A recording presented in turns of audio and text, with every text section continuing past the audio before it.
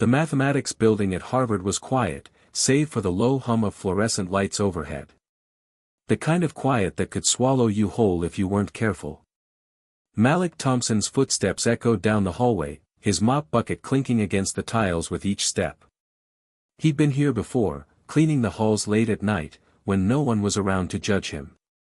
It was a job that kept him afloat while he took care of his mom back in South Boston, but it also gave him time to think, time to let his mind wander where it wanted to go. He reached room 3B, the one used for the advanced graduate seminars. The door was slightly ajar, a dim light spilling out from the crack. Malik glanced at his watch, 1:30 a.m. His shift was almost over. Normally, he'd stick to the dorms and the faculty offices, but tonight, the building had assigned him this room. He pushed the door open and stepped inside. The chalkboard stretched across the front of the room, half covered in complex symbols, equations, and notations. It was an eyesore to most people, just a messy pile of unrecognizable numbers and symbols, but to Malik, it was like staring at a puzzle no one had solved yet. He had always been fascinated by math. It was the one thing that made sense in his world. While the rest of his life seemed chaotic, math offered structure, logic, and beauty. Even as a child, he'd sit for hours at the kitchen table, trying to figure out problems his teachers had written on the chalkboard at school. His mother would joke that he was born with a natural gift for it. He wiped his hands on his worn-out jeans and walked over to the board. His eyes ran over the equation written in neat, purposeful lines, the Erdos-Keen conjecture. Still unsolved. Still beautiful. He'd heard of it before, everyone in the math world had. It was one of those famous problems, the kind of thing that made people like Professor Richard Keen famous. He was a well-known scholar at Harvard, recognized for his work on the conjecture. No one had solved it yet. In fact, it was considered unsolvable by most of the academic community. And yet, here it was, right in front of him, the puzzle that had stumped the greatest minds for decades. Malik felt a strange pull in his chest, as if the equation itself were speaking to him, inviting him to try. He wasn't supposed to be here, of course. He was just the janitor, the kid who scrubbed the floors while the real geniuses walked around in their suits and ties. But tonight, the equation on the board felt different. It was like an open challenge, daring him to do something about it. Okay, Malik muttered under his breath. Let's see if I can crack this. His fingers hovered over the chalk as he studied the equation one more time. The symbols, the numbers, they all made sense in a way, but they were arranged in a way that was almost impossible to decipher. To most people, it was just a jumble. But to Malik, there was something there. He could feel it. The way the lines connected, the way the variables twisted and turned, it was like a language, and he was determined to learn it. Without thinking too much, he picked up a piece of chalk. It felt strange in his hand, so foreign compared to the tools of cleaning he was used to, but it was also oddly comfortable. He started to write, not the same equation, but a small shift, an idea, a different way of looking at it. As he worked, the time slipped away unnoticed. It wasn't about solving the problem for him, it was about understanding it. The more he wrote, the more it made sense. The numbers seemed to fall into place, the variables clicking together like pieces of a puzzle. It wasn't perfect, not yet, but it was progress, an insight. For a moment, Malik let himself imagine what it would feel like if he could actually solve it, if he could show the world that even someone like him could accomplish something no one thought possible. The door opened behind him, breaking his concentration. He quickly wiped his hands on his jeans and turned around, half expecting to see someone in a suit, a professor, maybe, or even a campus security guard. Instead, it was Mr. Henderson, the janitorial supervisor. He stood in the doorway, his arms crossed, an eyebrow raised. "Thompson, Mr. Henderson said, his voice low and tired. "What are you doing here?" Malik froze for a second. He hadn't expected anyone to walk in on him, especially not Mr. Henderson, who rarely came around at this hour. "Just cleaning," Malik replied, trying to sound casual. Mr. Henderson's gaze drifted over to the chalkboard, his eyes narrowing when he saw the equation Malik had been writing. "What the hell is this?" he asked, his voice tinged with suspicion. "You didn't mess with that, did you?" Malik's heart skipped a beat. "No, sir. I was just trying to make sense of it. I mean, this whole thing it's amazing." Mr. Henderson looked at him for a moment, then shook his head. "Don't go touching things that don't belong to you. You're just the janitor, remember? Leave that stuff to the big brains." Malik wanted to protest, to explain how it wasn't just nonsense to him, how the equation felt like something he could understand, but he didn't. Instead, he nodded and grabbed his mop. "Sorry, Mr. Henderson. I'll clean up." The supervisor gave him a long look before turning and walking out, but before he left, he glanced back at the chalkboard. "Just don't mess anything up, all right?" Malik stood there for a moment, looking at the equation on the board, his fingers itching to keep writing. But he didn't. Instead, he picked up the mop and cleaned the floor like he was supposed to. He'd erased the work he'd done earlier, of course. It wasn't like it was his place to leave something so radical up on the board. Still, a part of him couldn't help but smile as he wiped away the last of the chalk dust. When he was done, he grabbed his things and left the room. It was quiet again, the stillness of the building creeping in like it had before. As Malik walked down the hallway, his mind buzzed with excitement. He didn't know what had just happened, whether it was a mistake, a fluke, or something more. But one thing was certain, he'd seen something that no one else had. He had caught a glimpse of the impossible, and for the first time in a long while, he felt like maybe, just maybe, he could be part of something bigger than himself. He walked into the night, the weight of the world lifted from his shoulders.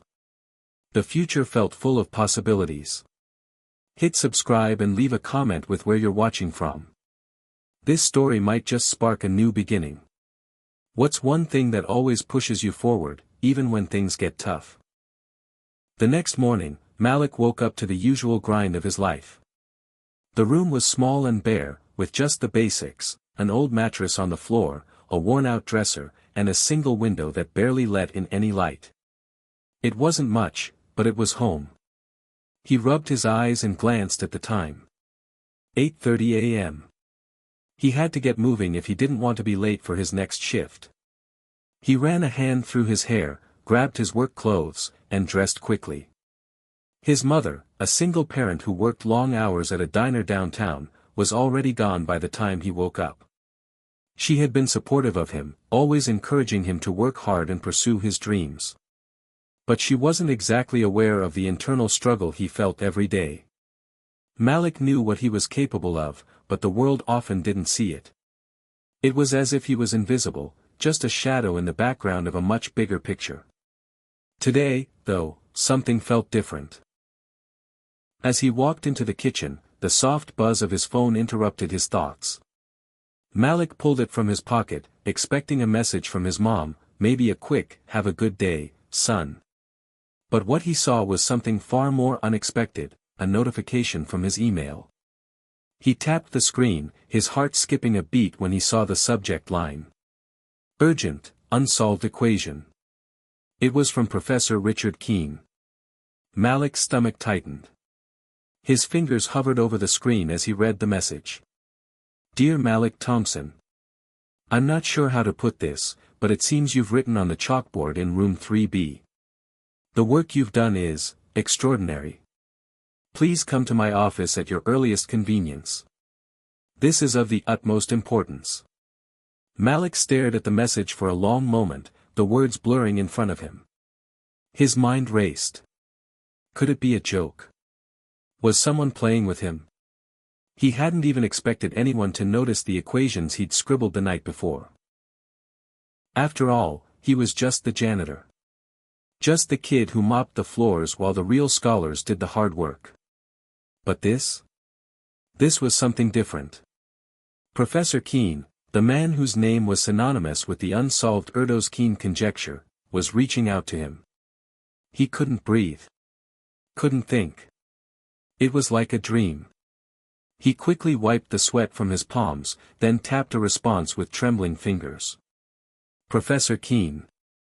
I'll be there shortly. Thank you for your email. It was short, but he didn't know what else to say. He was still trying to process everything.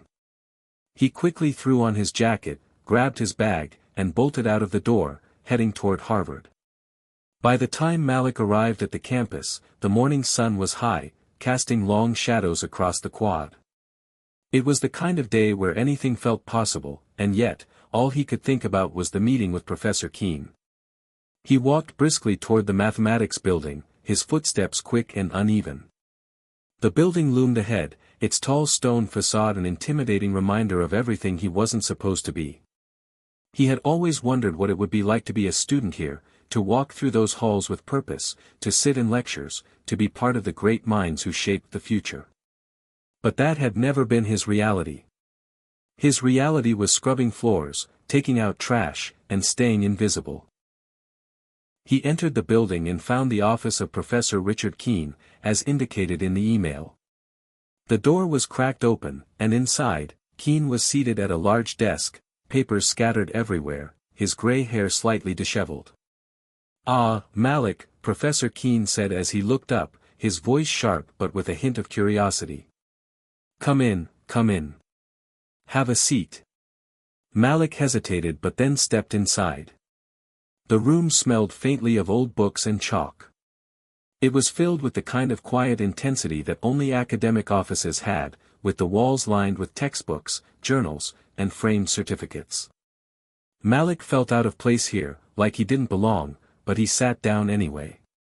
"Professor," Malik said, trying to keep his voice steady, "I wasn't sure if this was some kind of joke. I didn't mean to mess up your board." Keene raised an eyebrow, a faint smile tugging at his lips. "Mess up? You didn't mess up. Quite the opposite, actually. What you did on that board, what you wrote, has me intrigued." Malik blinked. "Intrigued?"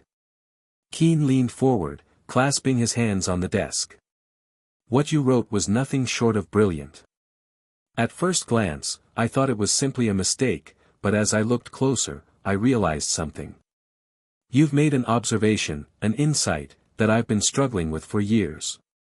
The Erdos-Keene conjecture, it's never been solved. Yet, the changes you made to the approach, they're not just different. They're profound." Malik swallowed. "I don't know what to say." Keene's eyes glinted with a rare intensity. "I didn't think anyone would catch it. Not even someone like you." He paused, allowing the words to sink in. "Malik, I've been working on this problem for decades. But you've cracked it wide open. There's a part of the equation you've addressed that I've never seen anyone notice before." Malik's mind raced. This couldn't be real. He was just the kid who cleaned the floors. How could he have possibly contributed to something this important? Professor Keene leaned back in his chair, folding his arms across his chest. "I need you to help me with this. We need to explore this further. This is bigger than either of us. If we can prove this, if we can show the world that the Erdos-Keene conjecture is solvable, it will change everything." Malik sat back in the chair, his head spinning. He had no idea what this would mean for his life, for his future. But he did know one thing: the world had just opened a door for him. A door he had never imagined would be there. Malik couldn't remember how he made it back to his small apartment that evening. It felt as if he were moving through a dream, his thoughts caught between the reality he had always known and the overwhelming world that had just opened up to him. A world that, until today, had seemed utterly unreachable. When he arrived home, the apartment was quiet. His mother had yet to return from her long shift at the diner. Malik kicked off his shoes, dropped his bag by the door, and slumped onto the couch. He stared at the walls for a while, trying to make sense of what had happened. Professor Keene, the renowned Harvard professor, had told him that what he'd written on the chalkboard was revolutionary. That he had unlocked a part of the Erdos-Keene conjecture no one had noticed before. It felt surreal. He was still the same Malik Thompson, the kid who spent his days mopping floors and emptying trash cans. But now, he was also the person who had caught the attention of one of the greatest mathematical minds in the world. What did that mean for him? What could he possibly do with this opportunity? His phone buzzed on the coffee table, breaking his thoughts. He grabbed it quickly, expecting a message from his mom, but it was an email. This time, from Professor Keene.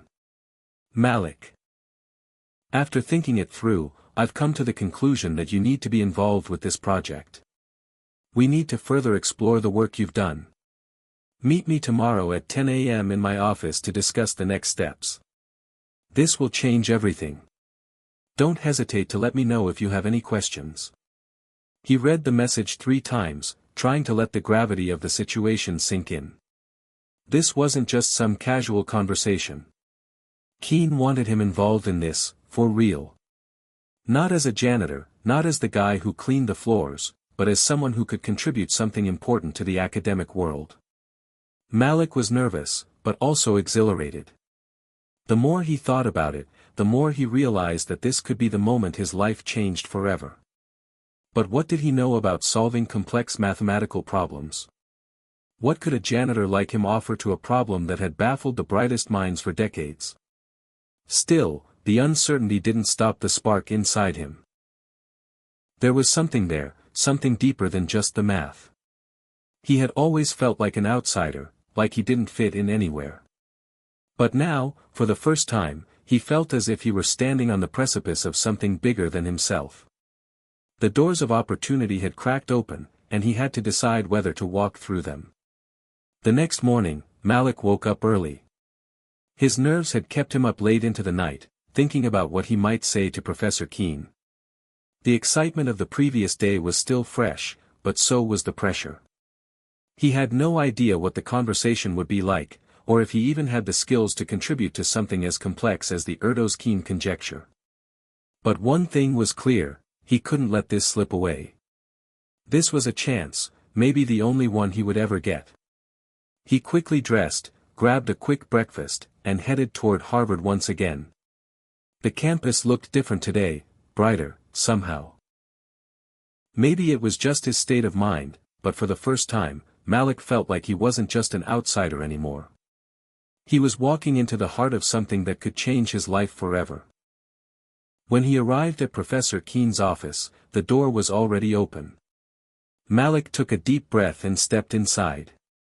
Keene was sitting at his desk again, as though he'd never left. He looked up from his papers and smiled faintly when he saw Malik. "Good to see you, Malik," Keene said, standing up to shake his hand. His grip was firm, his demeanor calm but intense. "I'm glad you could make it. Please, sit down." Malik nodded, his heart racing. "Thank you for this opportunity, Professor. I don't know if I can be of any help, but—" Keene raised a hand, cutting him off. "I've already seen what you're capable of. What you did on that chalkboard was not only insightful, it was inspired. But we need to dive deeper into this. You've started something, but it's far from finished. You see, the Erdos-Keene conjecture has been elusive for so long because of the way it's structured. It's a theory about random graphs, how structures form and evolve in ways we can't always predict. What you did, Malik, was identify a potential link that no one had considered before." Malik swallowed hard. This was getting real, and fast. Keene's words felt like a challenge. He wasn't sure if he was ready for it, but something inside him burned with curiosity. "So, what do we do now?" Keene leaned forward, folding his hands together. "Now, we start. I've been researching the conjecture for years, but what you've added is the key to unlocking it. The first step is to understand what you wrote on that board and expand upon it. We'll work together, go over it line by line. You'll need to get familiar with some of the advanced concepts, probability theory, graph theory, and combinatorics, but you'll catch on quickly. I believe in your ability to learn." Malik wasn't sure what any of those terms meant, but he didn't hesitate. He nodded, a fire igniting within him. I'm ready. Professor Keene stood and walked over to the whiteboard, where Malik's work had once been written. Let's start with this. He grabbed a marker and began to draw a series of symbols, starting with the equations Malik had written. You were on the right track. But there's more to it. Much more. Malik watched closely, trying to make sense of the professor's explanations. He had no idea how he would keep up, but he refused to back down now. This was his chance. He had to give it everything. As the hours passed, they worked through the complex math, breaking down each element, step by step. Keene was patient, explaining things as best he could, but there was a sense of urgency in the air, like they were on the verge of something incredible. Malik tried to keep up, asking questions when he didn't understand, but each answer only raised more questions. Despite the overwhelming complexity, Malik couldn't help but feel exhilarated. For the first time in his life, he was part of something bigger than just surviving. He wasn't just cleaning floors anymore, he was diving into the world of brilliance, the world he had always admired from afar. And with each passing moment, Malik could feel it, the impossible was no longer so far out of reach. The next few weeks blurred together for Malik. Every morning, he would wake up early, eager to start his day at Harvard, where he was now immersed in a world he never thought he would enter. The campus, once a symbol of distant dreams, now felt like a part of his reality. He would walk the halls with a sense of purpose, something he had never felt before. The students, the professors, they all seemed so far ahead of him in knowledge, but Malik no longer saw them as untouchable. He was part of this now, and every day he felt closer to the truth that had eluded mathematicians for decades. Professor Keene was patient, but his expectations were high. He had made it clear that Malik's potential was more than just the solution he had proposed. He was testing Malik's perseverance, his ability to grasp concepts that were light years beyond what he had ever studied. But Malik was determined. He showed up each day, not only for the chance to contribute to a groundbreaking discovery, but because he knew, deep down, that this was his moment to prove that he was more than just a janitor, more than just the guy who cleaned up after everyone else. Malik spent long hours in Professor Keene's office, poring over equations, working through complex problems. The Erdos-Keene conjecture was about understanding the behavior of random graphs, how they evolve over time and under different conditions. It was dense and abstract, but Malik had an innate ability to see patterns, to notice things that others missed. Keene had recognized this early on and pushed him to expand his thinking, to approach the problem from angles no one had ever thought of before. One afternoon, Malik found himself staring at the whiteboard in Keene's office, his hand paused over the marker. Keene had just explained a crucial concept about combinatorics, but Malik was stuck. He couldn't make sense of the next step. Frustration built up inside him. Every day he felt like he was getting closer, but then something would always pull him back. He had moments of brilliance, sure, but then there were these walls he couldn't break through. He had never been good at asking for help. He wasn't used to feeling small in a room full of intellectual giants. But the pressure was building, and he knew he couldn't keep pretending he had it all under control. Keene seemed to sense his unease before Malik could say anything. The professor glanced over at him, his face unreadable, then spoke in a calm, steady voice. "Malik, I know you're struggling," Keene said. "But this is what happens when you're on the verge of something great. It's not going to come easy. You'll hit walls. You'll feel frustrated. But you have to keep pushing through. Don't give up now. You're closer than you think." Malik swallowed hard, his throat dry. "I don't know if I can do this, Professor. I keep hitting roadblocks.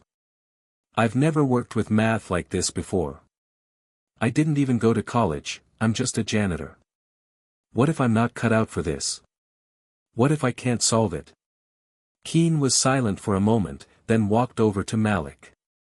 He placed a hand on his shoulder, something Malik had never expected from a professor. It was firm, but there was warmth in it, a kind of reassurance that Malik had never known. You're here because you see things that others don't. You don't need a degree to recognize brilliance when it's staring you in the face. This problem, it's not just about math. It's about perspective. The way you look at the world. That's why you're here. Because you have something none of the others do, an unfiltered, fresh perspective. Trust that. Trust yourself. Malik felt a lump form in his throat.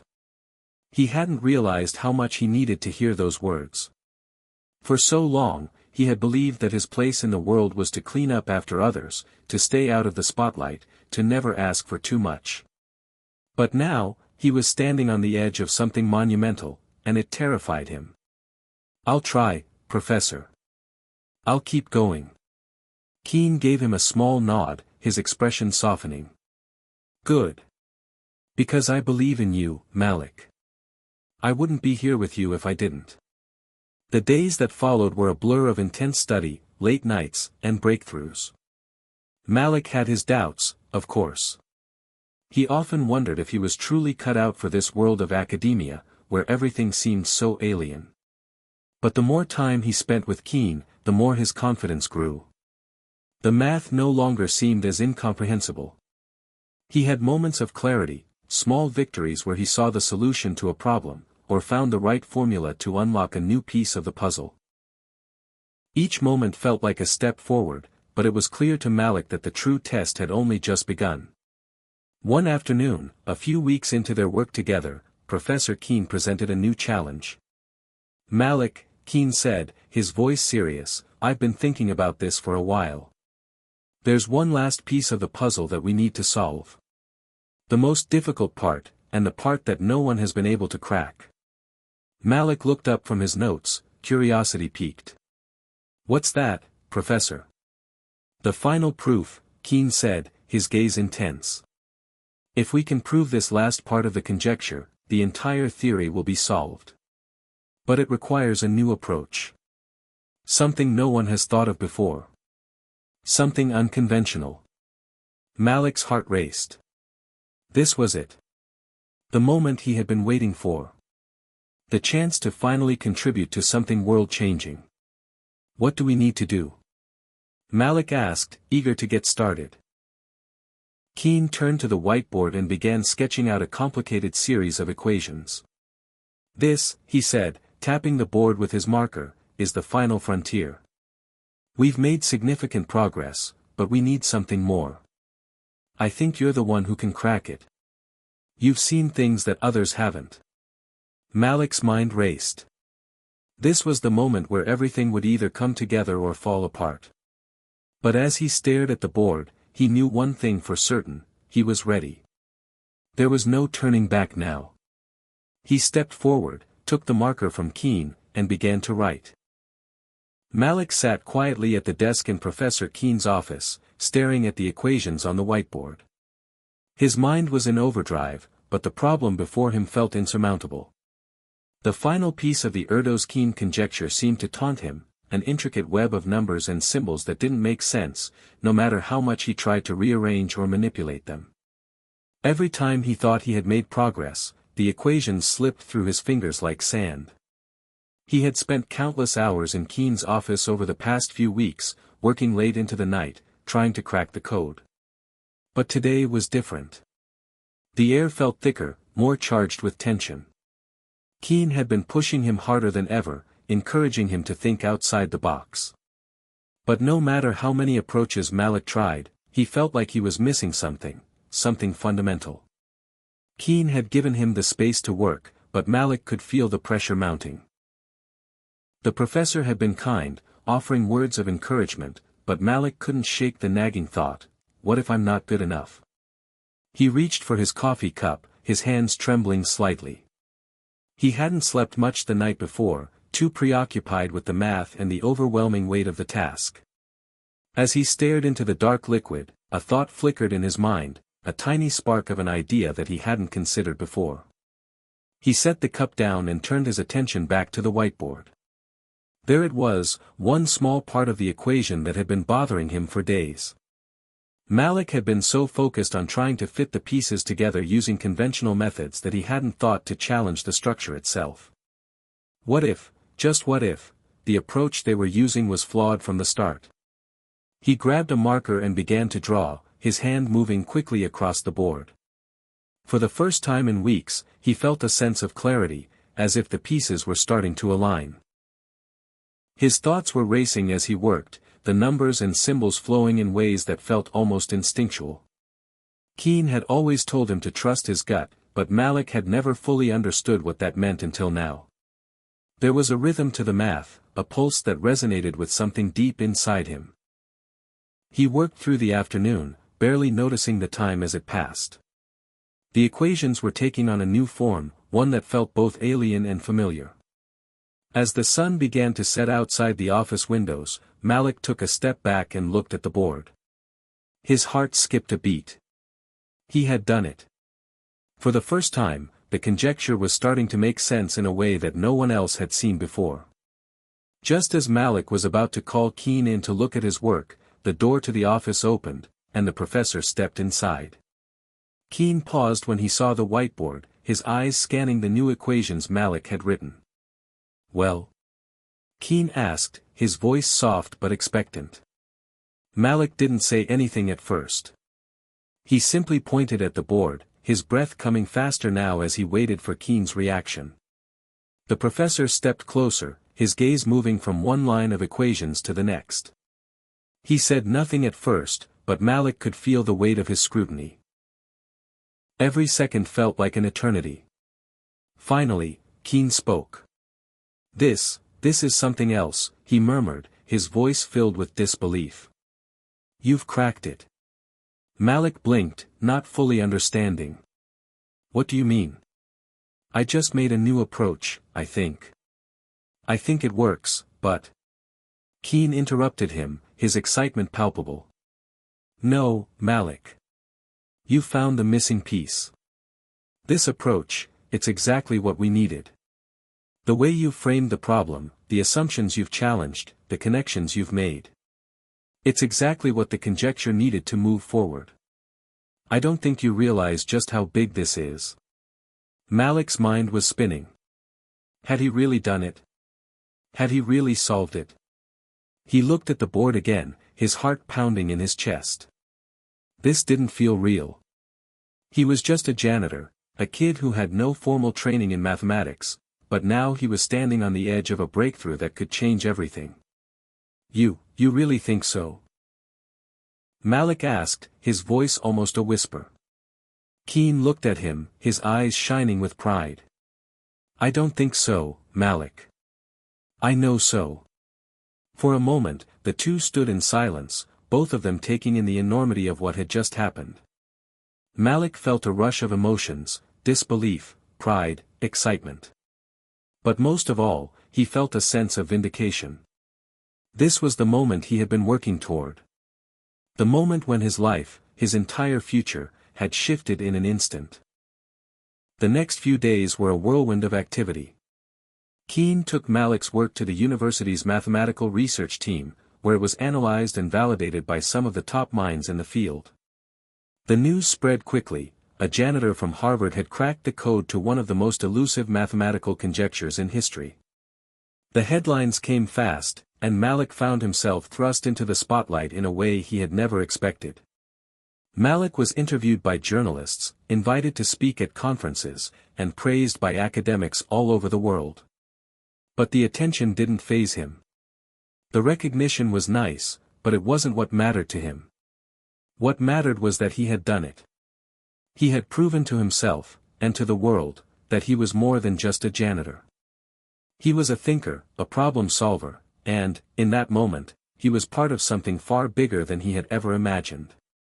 Still, amid the whirlwind of interviews and accolades, there was one question that kept circling in Malik's mind. What now? He had solved the problem, but what did that mean for him? What did his future hold now that he had achieved something that most mathematicians could only dream of?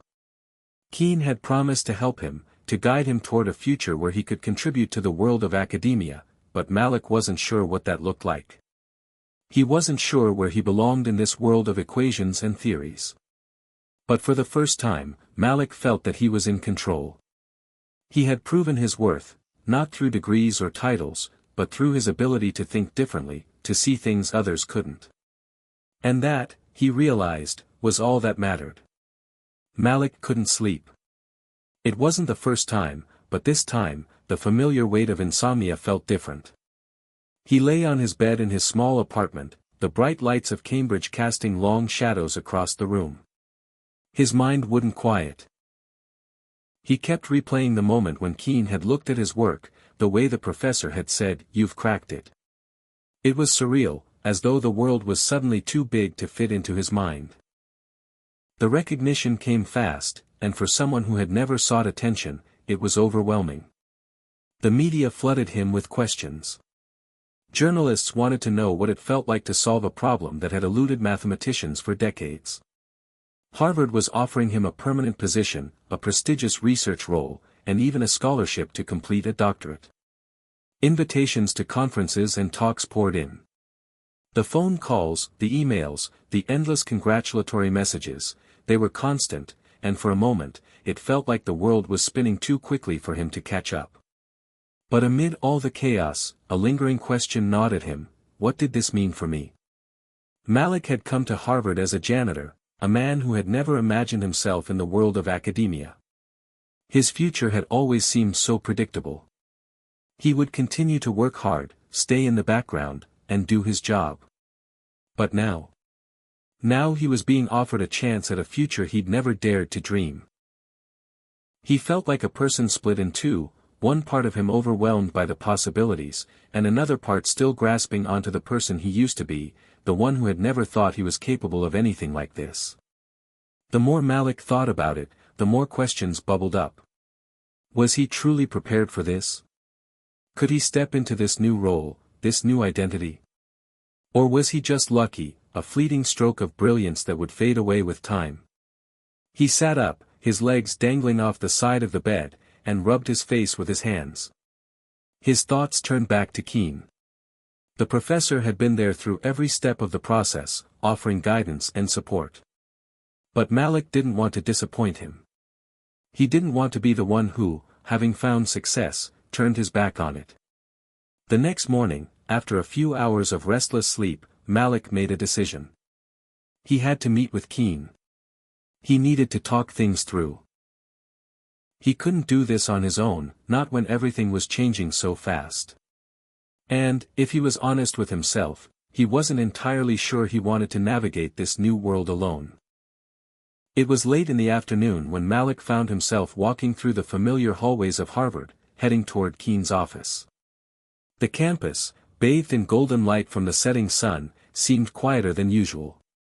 It was almost as if the world outside was waiting for something to happen, and Malik was in the middle of it all. He knocked on Keene's door and waited.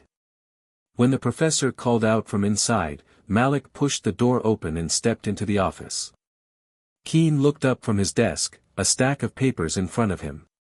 His expression softened when he saw Malik standing in the doorway. "Malik, come in. How are you?" Keene asked, his tone warm, though there was a hint of curiosity in his eyes. He could tell something was on Malik's mind. "I've been better, Professor," Malik said, his voice hesitant. "I've been thinking a lot about everything that's happened, all the attention, the offers, the opportunities. It's just, a lot to process." Keene leaned back in his chair and motioned for Malik to sit across from him. "I can imagine. It's a lot, especially when your life changes so suddenly. But you've earned all of this. It's not just luck, Malik. You've proven yourself in ways that few people ever will. And you've done it your way, through hard work and sheer talent." Malik hesitated, unsure how to explain the confusion he felt. "I know, but I never expected this. I don't know if I'm cut out for this world. I mean, I've never even been to college. My whole life, I've been the guy who cleans up after others, who stays in the background. I'm not one of them." Keene listened carefully, nodding slowly. Malik, you've already proven that you belong here. Not because you were given a chance, but because you earned it. The world of academia isn't just for those who have degrees or formal training. It's for those who are willing to think differently, to push boundaries. And you've done that. You've solved a problem that no one else could. You've earned your place, not because of your background, but because of your mind. Malik looked down, trying to process Keen's words. The professor's encouragement was comforting, but it didn't make the uncertainty go away. He had worked so hard for so long to get here, but now that he was here, he didn't know if he was ready for the next step. Keen leaned forward, his voice soft but firm. I'm not saying this is going to be easy, Malik. The road ahead will be challenging. You'll face doubts from others and, more importantly, from yourself. But you have something that others don't, the courage to go after what you want, the willingness to put in the work, and a perspective that's uniquely your own. Those things will take you further than any degree or credential ever could. Malik took a deep breath, feeling the weight of Keen's words settle over him. He had spent so much of his life doubting himself, wondering if he was ever good enough to be part of the world he now found himself in. But sitting here, in Keen's office, surrounded by equations and theories, something shifted inside him. Maybe he wasn't just Malik the janitor anymore. Maybe he was Malik, the mathematician. I don't know what the future holds, Professor, Malik said quietly. But I do know that I want to keep learning, keep growing. I'm ready to see where this path takes me. And I'm ready to be a part of this world, fully, not just as an outsider. Keen smiled. That's all I need to hear. The following months flew by in a whirlwind of academic papers, late nights spent studying, and endless discussions with Keen and other faculty members. Malik's name became synonymous with the Erdos-Keen conjecture. His work on the problem was published in major journals, and he was invited to speak at prestigious conferences around the world. But as the spotlight grew brighter, Malik remained grounded. He never forgot the years he spent cleaning floors, the struggles of his past, or the reason he had come to Harvard in the first place. It wasn't for the fame or the recognition, it was for the knowledge, the chance to make a difference in a world that had once seemed so out of reach. And in that quiet, humble way, Malik had found his place in the world. The months following Malik's breakthrough were a blur of activity, yet amid the accolades and newfound fame, something weighed heavily on him. The offers, the invitations, the interviews, it was all a dream come true, but it also came with a price. The more Malik was thrust into the spotlight, the more he began to feel the pressure of maintaining the same level of success. Could he do it again? Was this just a fluke, a one-time stroke of brilliance that would never happen again? Malik couldn't ignore the mounting stress. The university had offered him a full scholarship to pursue his doctorate, a rare opportunity for someone who had no formal training in mathematics. His name had become synonymous with the solution to one of the most elusive problems in modern mathematics. But no one seemed to realize just how overwhelmed he felt, how much he feared that his next step might be his last. His days at the university were spent immersed in research and attending high-profile lectures, but his nights were filled with self-doubt. His apartment, once a quiet sanctuary, now felt like a cage, a place where his insecurities grew louder the longer he stayed there. Malik had grown up in a world where he was always expected to stay in the background, to work hard but never draw attention to himself. Now, he was expected to be a leader, to be one of the best, and the pressure was suffocating. One evening, after a particularly grueling day of research, Malik found himself walking the familiar halls of the mathematics building. The echo of his footsteps seemed to highlight the silence around him. Most of the faculty had already gone home, and the building was eerily quiet. He needed to clear his mind, to think. Maybe the solution to his latest problem would come to him if he just kept moving. His thoughts wandered back to the moment he'd solved the conjecture. It had felt so simple then, just a matter of seeing things in a new way, a moment of clarity. But now, everything seemed clouded. Every new problem felt more complicated than the last, and he couldn't shake the feeling that his moment of brilliance had been a one-time thing, a fluke that would never repeat. As he walked, his phone buzzed in his pocket, pulling him out of his reverie. He pulled it out, glancing at the screen. It was a text from Keen. "Are you still in the building? I need to talk." Malik frowned, glancing around the empty hallway. What could he need now? But the professor's words had always carried weight, so Malik quickly typed back, "I'm on my way." When Malik arrived at Keen's office, he found the professor sitting at his desk, his hands steepled in front of him. Keen was a man of few words, but his posture and expression told Malik that something important was on his mind. "You wanted to talk?" Malik asked, stepping into the room. Keen didn't immediately answer. Instead, he motioned for Malik to sit. "I've been thinking about your situation," Keen began, his voice serious. "You've accomplished something incredible, Malik. I don't think you fully grasp the magnitude of what you've done. But with that comes responsibility, pressure. And I can tell it's starting to get to you." Malik looked down at his hands, avoiding Keen's gaze. "I don't know what I'm doing, Professor. Everything just feels like it's piling on top of me. I can't escape it. The expectations, the attention. I don't know how to keep up with it all." Keen leaned forward, his tone gentle but firm. "You don't have to do it all at once. You don't have to carry this weight by yourself. I know you're trying to live up to everyone's expectations, but remember why you started this journey in the first place.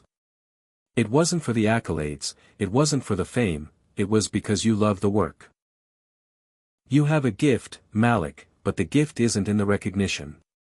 It's in the pursuit of knowledge, the joy of discovery." Malik shifted uncomfortably in his seat. "But what if I can't do it again?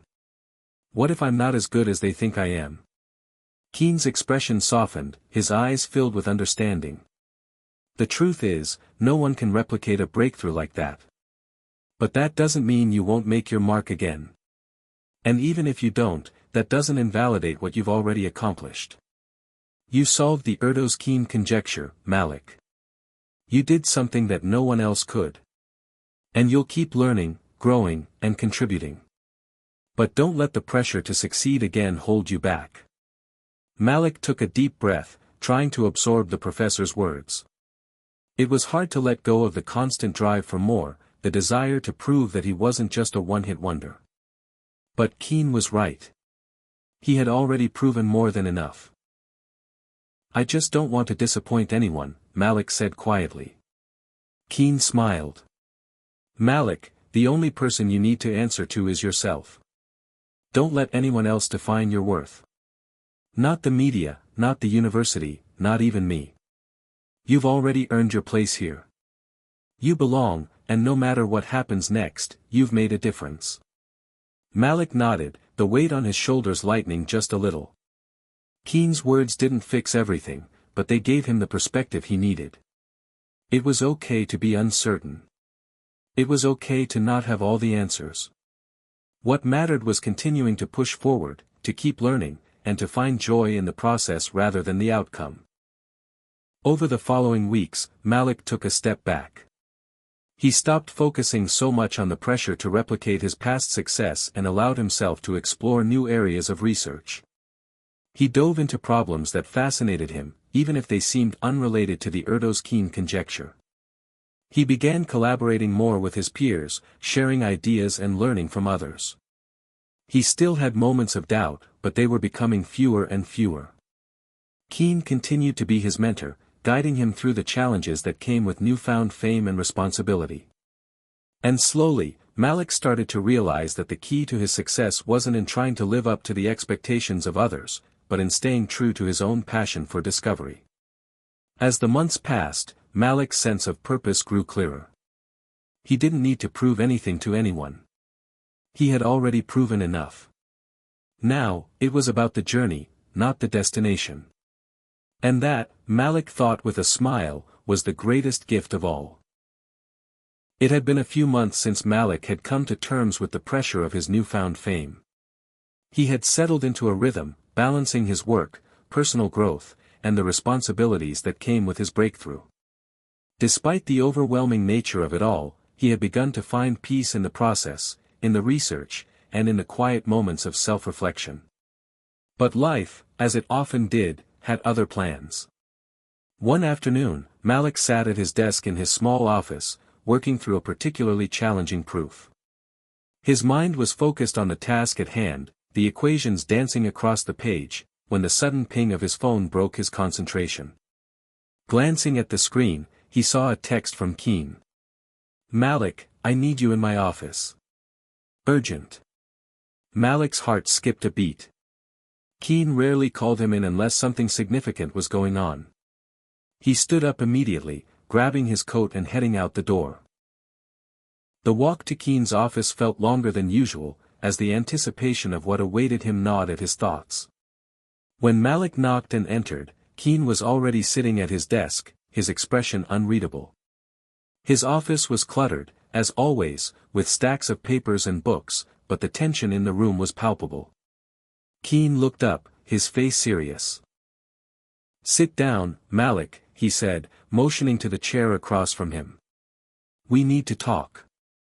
Malik did as he was told, his stomach tightening with uncertainty. "What's going on, Professor?" Keen didn't waste time. "I've just been informed that the university is offering you a position, one that's going to change the course of your career." Malik raised an eyebrow. "What do you mean? I already have a research position here, don't I?" Keen nodded but continued. "Yes, but this is different. The board has decided to create a new department, a division dedicated to the application of your work on the Erdos-Keen conjecture.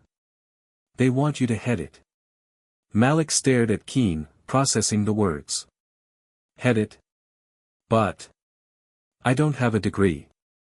I'm just a janitor who happened to solve a major mathematical problem." Keen leaned forward, his gaze intense. "You're more than that, Malik. You've proven yourself to be a brilliant mind. The university is willing to invest in you. Because they believe in your potential. They believe in your ability to lead." Malik was silent, trying to digest what Keen had just said. Leading a department? The thought was both thrilling and terrifying. He'd never considered himself a leader, he had always been the one working quietly in the background, never in the spotlight. He wasn't sure if he was ready for this kind of responsibility. "You're ready, Malik," Keen said, sensing his hesitation. "You've already shown that you can rise to challenges that others couldn't. You have the vision, and you have the work ethic.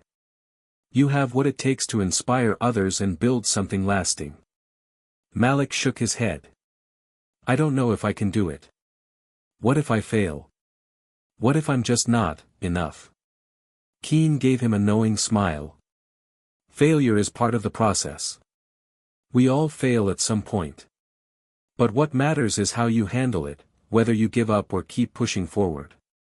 You've shown time and again that you won't give up, Malik. And that's why I believe you can lead this new department." Malik felt the weight of Keen's words. They carried the same conviction that had first sparked his belief in himself. But this was different. This was real. This was about leading a team of scholars, developing new research, and shaping the future of mathematics. It was a monumental responsibility. He took a deep breath. "I need time to think about this, Professor. I appreciate the opportunity, but I'm not sure I'm ready for this." Keen nodded. "Take all the time you need. But remember this, it's not about being perfect. It's about being willing to grow, to learn, and to take risks. You don't need to have all the answers right now. You just need to be willing to take that first step." Malik left Keen's office feeling both overwhelmed and oddly calm. The idea of leading a department, of having that kind of responsibility, was daunting, but Keen was right. He had taken risks before. He had faced the unknown and come out the other side. Could he do it again? That evening, Malik went for a walk. The streets of Cambridge were quieter than usual, the evening sun casting a warm glow over the historic buildings. He found himself near the river, standing on the bridge that connected the main campus to the rest of the city. The gentle ripples of the water below mirrored the turbulent thoughts racing through his mind.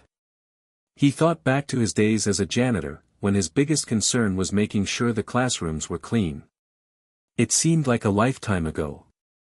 Back then, he never imagined a future like this. Now, his work was being recognized by some of the greatest minds in the world. He had already accomplished what many would call the pinnacle of success. But the thought of leading a department, of shaping the future of an entire field, that was something entirely different. Malik's thoughts were interrupted by the sound of his phone buzzing in his pocket. He pulled it out and saw that it was a text from his mother. "I saw the news, Malik. I'm so proud of you. I knew you were meant for great things. You're doing it, son. You're changing the world." His heart tightened. He had always wanted to make his mother proud. She had sacrificed so much for him to have the opportunities he'd had, and now, he had the chance to repay her. But this wasn't just about making her proud. This was about finding his own path, his own purpose. Malik stared at the text for a moment before typing a reply, "Thanks, Mom. I'm figuring it out. But I'm not sure if I'm ready yet. I'll let you know." He didn't know if he was ready for the challenges ahead, but he knew one thing: he couldn't back down. The world had given him this chance, and he wasn't going to waste it. The pressure was immense, but as Malik stood there on the bridge, watching the sun dip below the horizon, he made a decision. He was going to take that first step. No matter how scary it was. The following days were a blur of discussions, meetings, and endless possibilities. Malik had taken Keen's words to heart, and while the weight of the decision to lead a department still loomed large, he had made his choice. He was going to take the leap. He was going to become the leader they wanted him to be, whether he felt ready or not. The first step, however, was officially accepting the offer.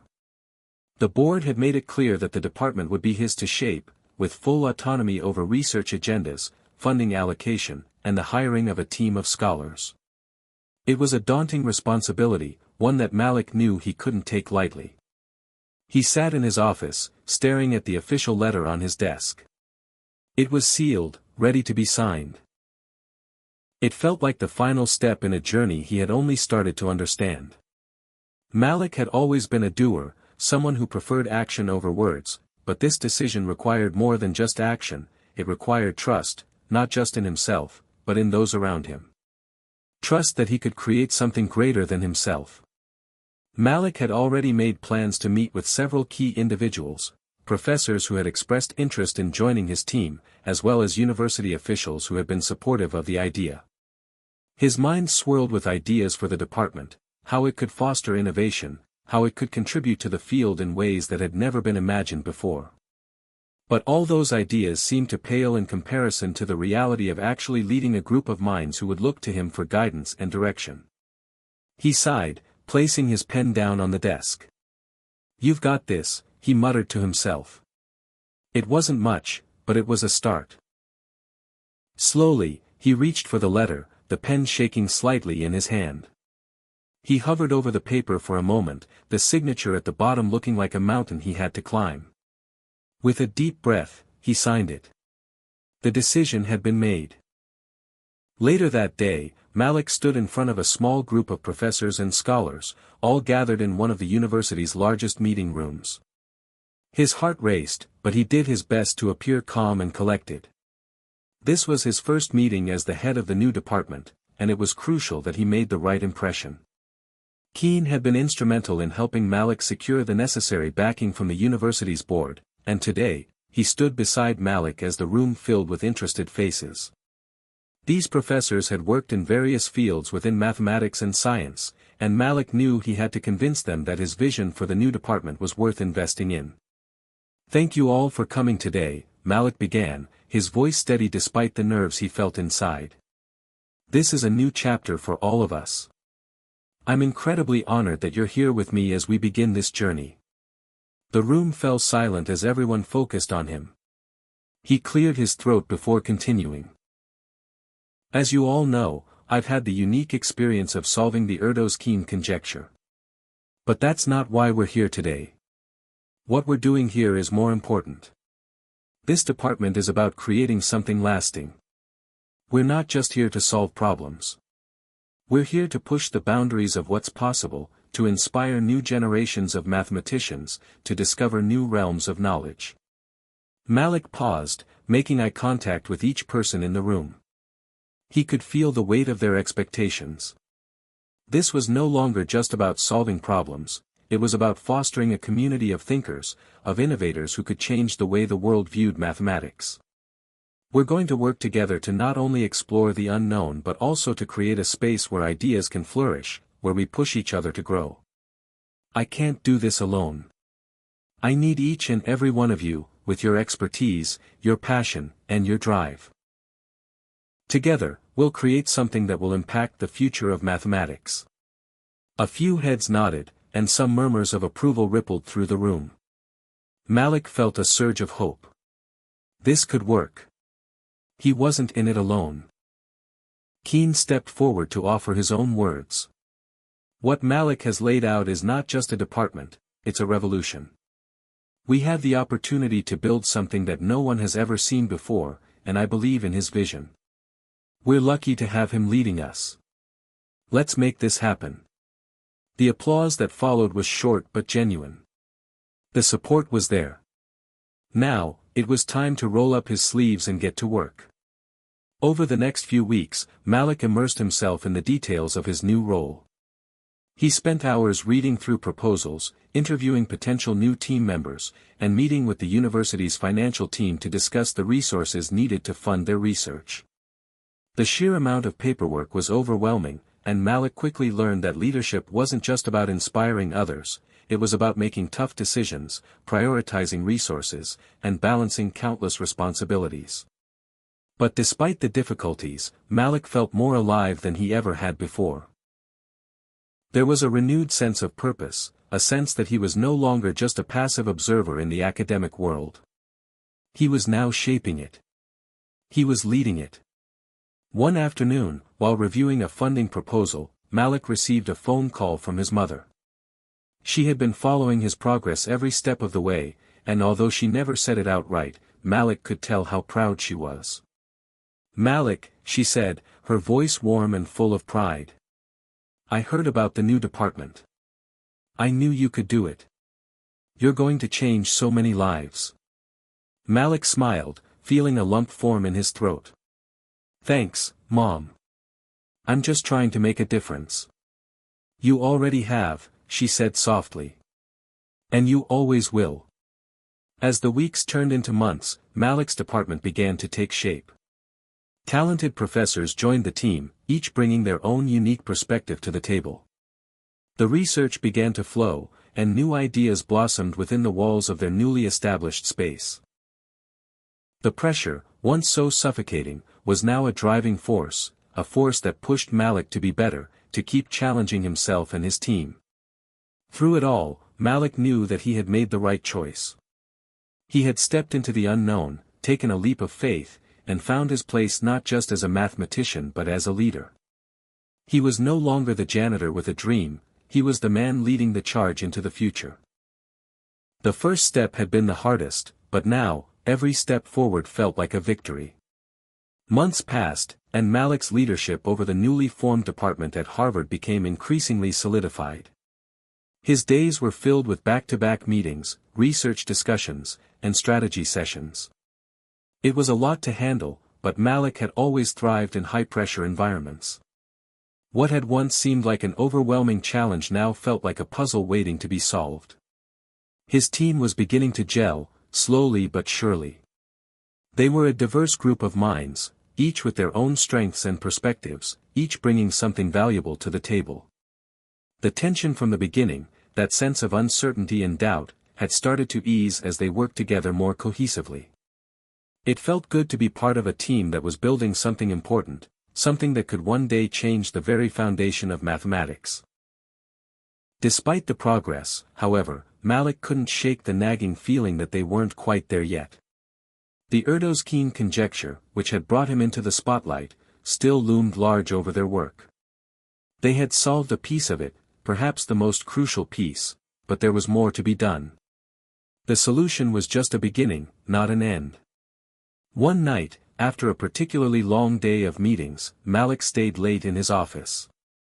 The room was quiet, the city outside bathed in the soft glow of streetlights. Malik sat at his desk, eyes fixed on the board filled with equations and scribbled notes. The breakthrough they needed, he could feel it just out of reach, like a distant star. He just needed to connect the dots. The problem had always been the same: the conjecture was about complex systems, abstract mathematical structures, and deeply entrenched principles of combinatorics. Malik had made significant progress with the work on the system's interaction with prime numbers, but there was still one key variable they hadn't quite figured out. "Come on, Malik," he muttered to himself. "You're so close. Just think." He ran his hand through his hair, exhaustion creeping into his body. He reached for the stack of papers beside him, flipping through them, eyes scanning for something that might spark the final piece of the puzzle. Then, as if by instinct, his eyes fell on a seemingly insignificant equation buried deep within a set of notes from his early days of research. It was a formula that didn't quite make sense to him at the time, a formula that seemed too simple in its structure compared to the complex problems they had been working through.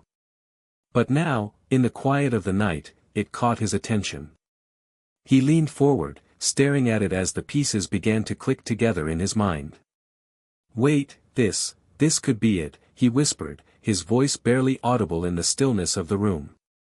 With a surge of energy, Malik grabbed a fresh sheet of paper and began to work, scribbling the formula again and again, making slight adjustments, and testing new variables. Hours passed in a blur. The clock on the wall ticked closer to midnight, but Malik didn't notice. His mind was consumed by the math, by the elegance of the equations that seemed to come alive in front of him. By the time the sun began to rise, Malik's hand was cramping, but he had done it. He had found the missing piece. The solution was not only elegant, it was simple, almost too simple, like the final brushstroke on a painting that had been incomplete for far too long. His heart pounded as he double-checked his work, running through the calculations in his head one more time. It was perfect. It was the breakthrough they needed. Malik sat back in his chair, staring at the paper in front of him. He could hardly believe it.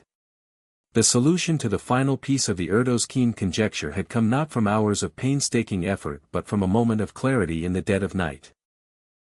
The theory that had eluded some of the greatest minds in mathematics for decades had now been completed by a man who, just a year ago, had been cleaning the very halls of this prestigious institution. But Malik knew this wasn't just his victory.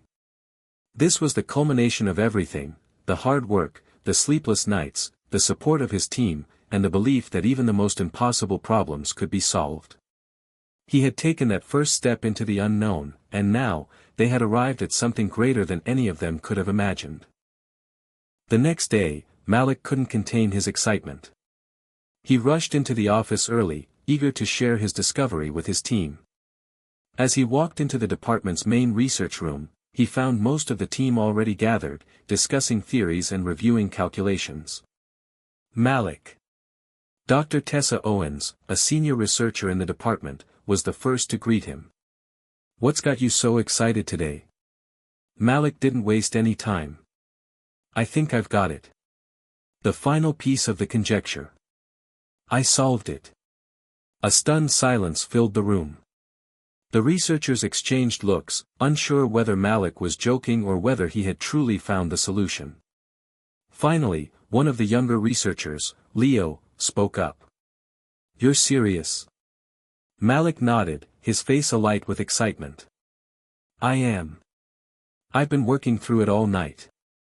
I've checked the math. It's right." Tessa walked over to his desk, looking over the papers Malik had brought with him.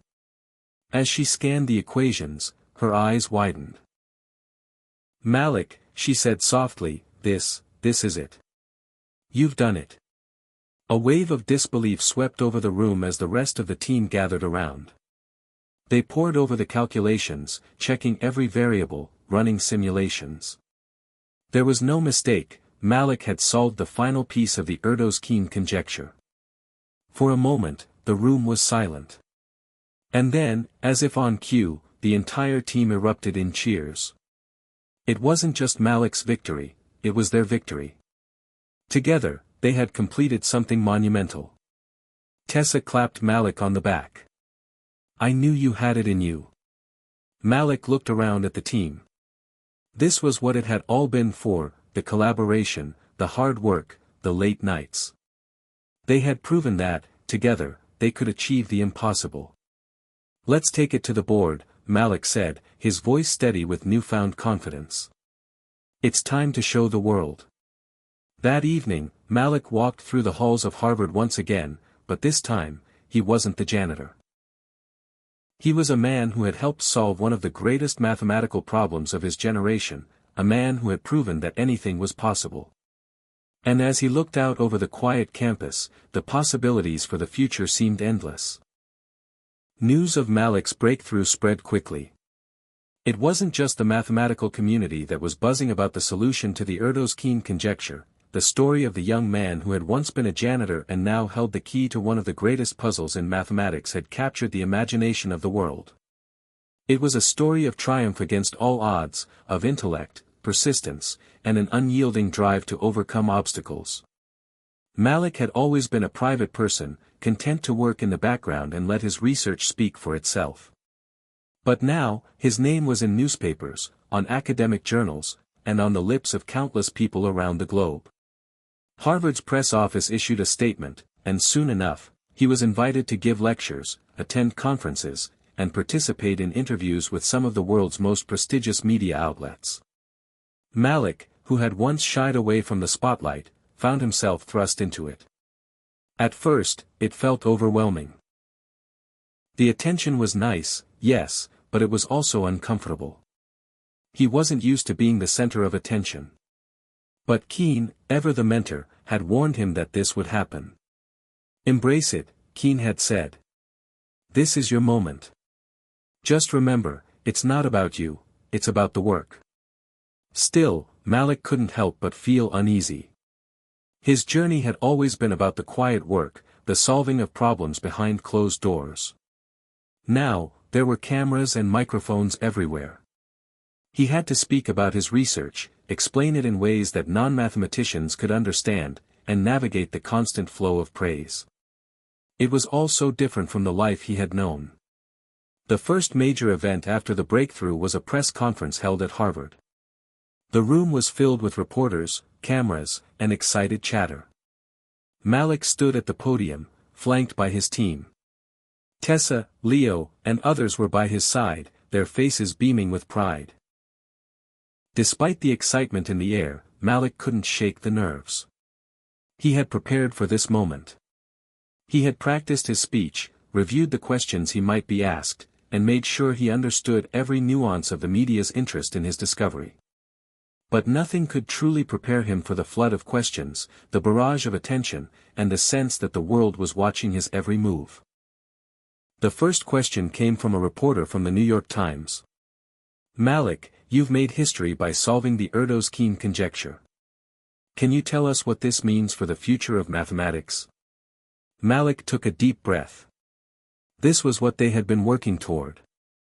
This was the moment when he needed to communicate the significance of their work, not just for himself, but for the entire field of mathematics. "It means that we've solved a problem that has eluded mathematicians for decades," Malik began. "But it's more than just solving a conjecture. It opens doors to new areas of research, to new theories and approaches that could change the way we understand complex systems. This is just the beginning. The real work begins now, understanding the implications of this breakthrough and applying it to other fields of study." The reporters scribbled notes, and more questions followed. Malik answered them as best as he could, staying focused on the bigger picture. On the future, on the collaborative effort, and on how this discovery would influence generations to come. His words were measured, thoughtful, and precise. Despite the pressure, he felt a sense of clarity. After the press conference, Malik was exhausted but satisfied. As he stepped out of the building and into the quiet of the Harvard campus, he felt a wave of relief wash over him. The hard part was over, but the journey was far from complete. In the following weeks, Malik's schedule became increasingly packed. He was invited to speak at prestigious conferences in cities around the world. He received invitations to collaborate with other top mathematicians. But amidst all the excitement and opportunities, Malik remained grounded.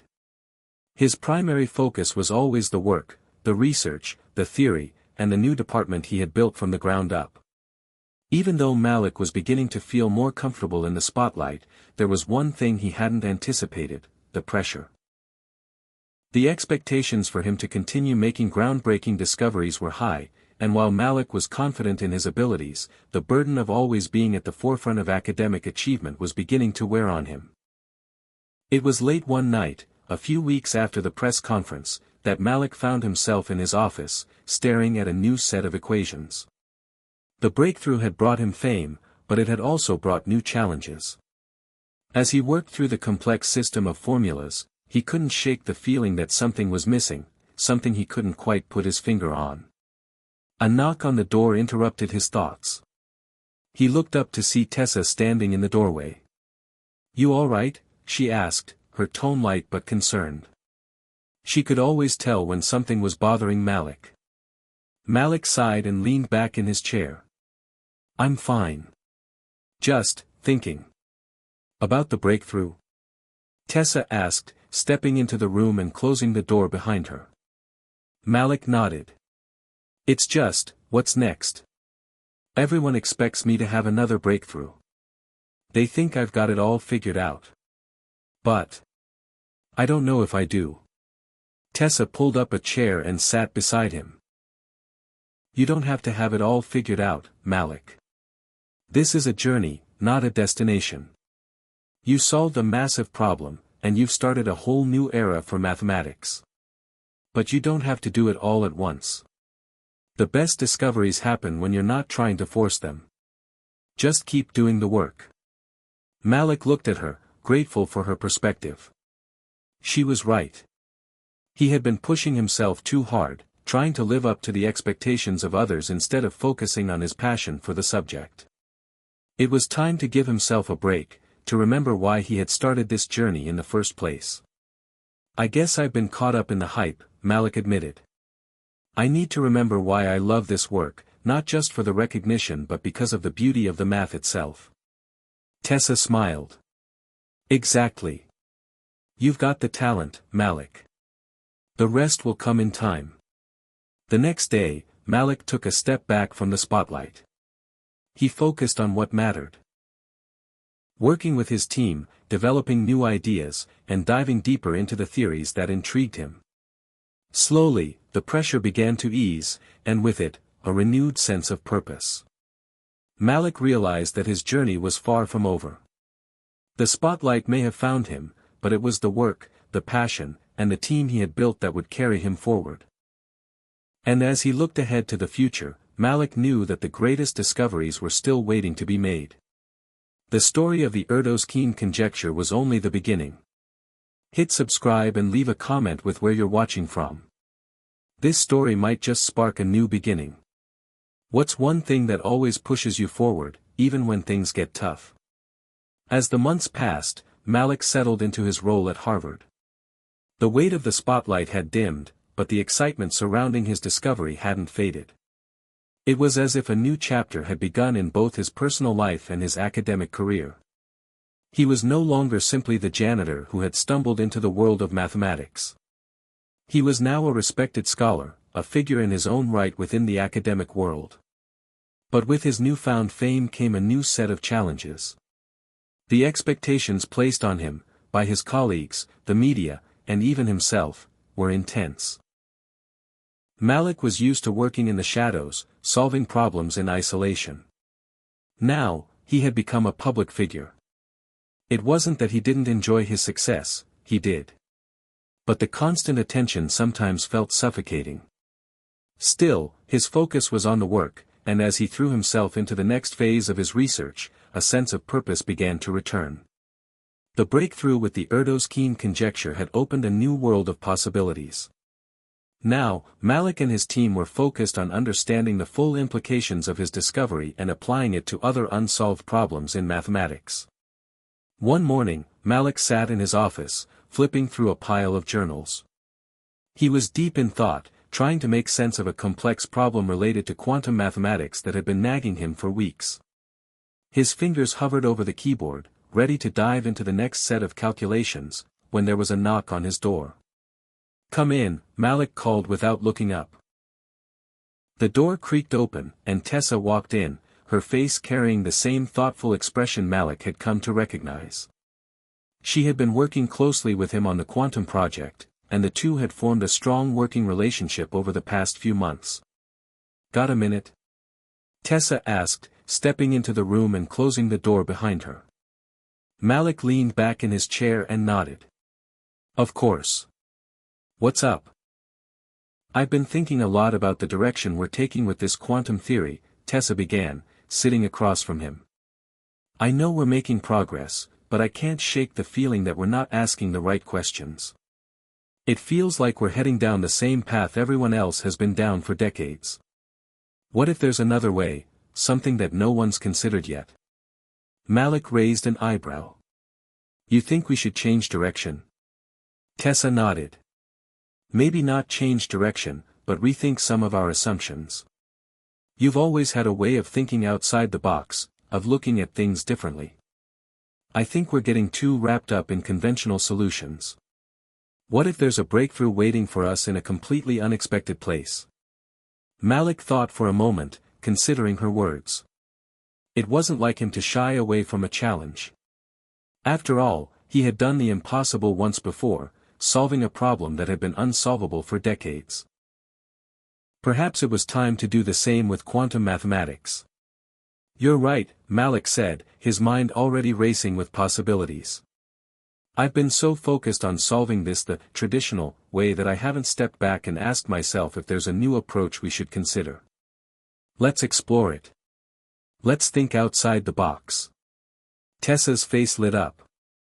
"That's the spirit. I knew you'd get it." Together, they spent the next few days revisiting the quantum theory, analyzing it from every angle.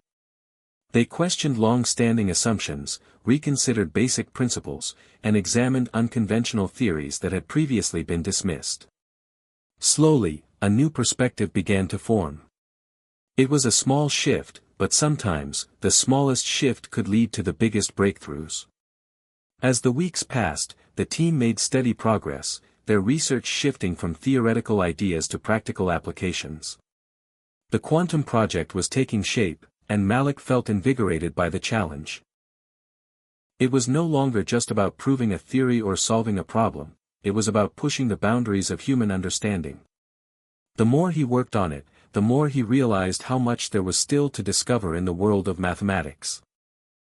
But even as Malik's focus remained on his research, the media frenzy surrounding his past breakthrough had not completely died down. His name was still a hot topic in academic circles, and he had been invited to speak at several international conferences. The attention was flattering, but Malik had grown increasingly weary of the public spotlight. He knew that if he wanted to make lasting contributions to the field, he would need to find a way to balance the demands of his new fame with his passion for research. It was during one of these conferences, held in London, that Malik found a rare opportunity to escape the spotlight and focus on something more personal. After his keynote address, he slipped out of the crowded hall and wandered the streets of London, taking in the sights and sounds of the city. It was a welcome respite from the constant pressure of academic life. As he walked through the bustling streets, Malik's thoughts drifted back to his past. The days when he had cleaned the floors of Harvard, when he had been invisible to the world. It was hard to believe how far he had come. His journey had been difficult, filled with setbacks, doubts, and challenges, but it had also been one of personal growth and discovery. He had proven to himself, and to the world, that anything was possible if you were willing to work hard enough for it. Malik stopped in front of a small park and sat down on a bench, watching the people go about their day. It was strange to think that just a few years ago, he had been here as a janitor, not knowing where his life would take him. Now, he was a respected academic, a leader in his field. The contrast was staggering. Later that evening, Malik returned to his hotel room and checked his email. There was a message from Dr. Keene, his old mentor. He had sent an update about a new project that Malik had been considering before his breakthrough with the Erdos-Keene conjecture. The project was ambitious, involving the application of mathematical theory to artificial intelligence. It was the next big frontier, a challenge that Malik had always been fascinated by. The email was brief but encouraging. "You've changed the field, Malik. Now it's time to change the world. We'll be waiting for you when you're ready to take the next step." Malik smiled as he read the words. The challenge was real, and he was ready. But before diving headfirst into the new project, Malik knew he needed to return to what had always driven him, the work itself. The journey was far from over, and there were still so many questions left to answer. As Malik turned off his computer and sat back in the chair, he realized that the most important lesson he had learned was not how to become famous or how to solve the most complex problems. The true lesson was how to stay true to the work, to never lose sight of the love for the pursuit of knowledge, and to always remember where he had come from. It had been months since Malik's breakthrough on the Erdos-Keene conjecture, and the momentum surrounding his work had slowed down somewhat. The media had moved on to the next big story, and while his colleagues continued to heap praise upon him, Malik found himself drawn to a quieter, more introspective period in his life. He was deep in his research, collaborating with his team, and pushing the boundaries of quantum theory, but there was always a gnawing feeling in the back of his mind. Was he really making the impact he wanted to make? Or was he merely riding the wave of past success? As much as Malik loved the work, he couldn't shake the feeling that there was more to his journey, something yet to be discovered, something that would truly change the world.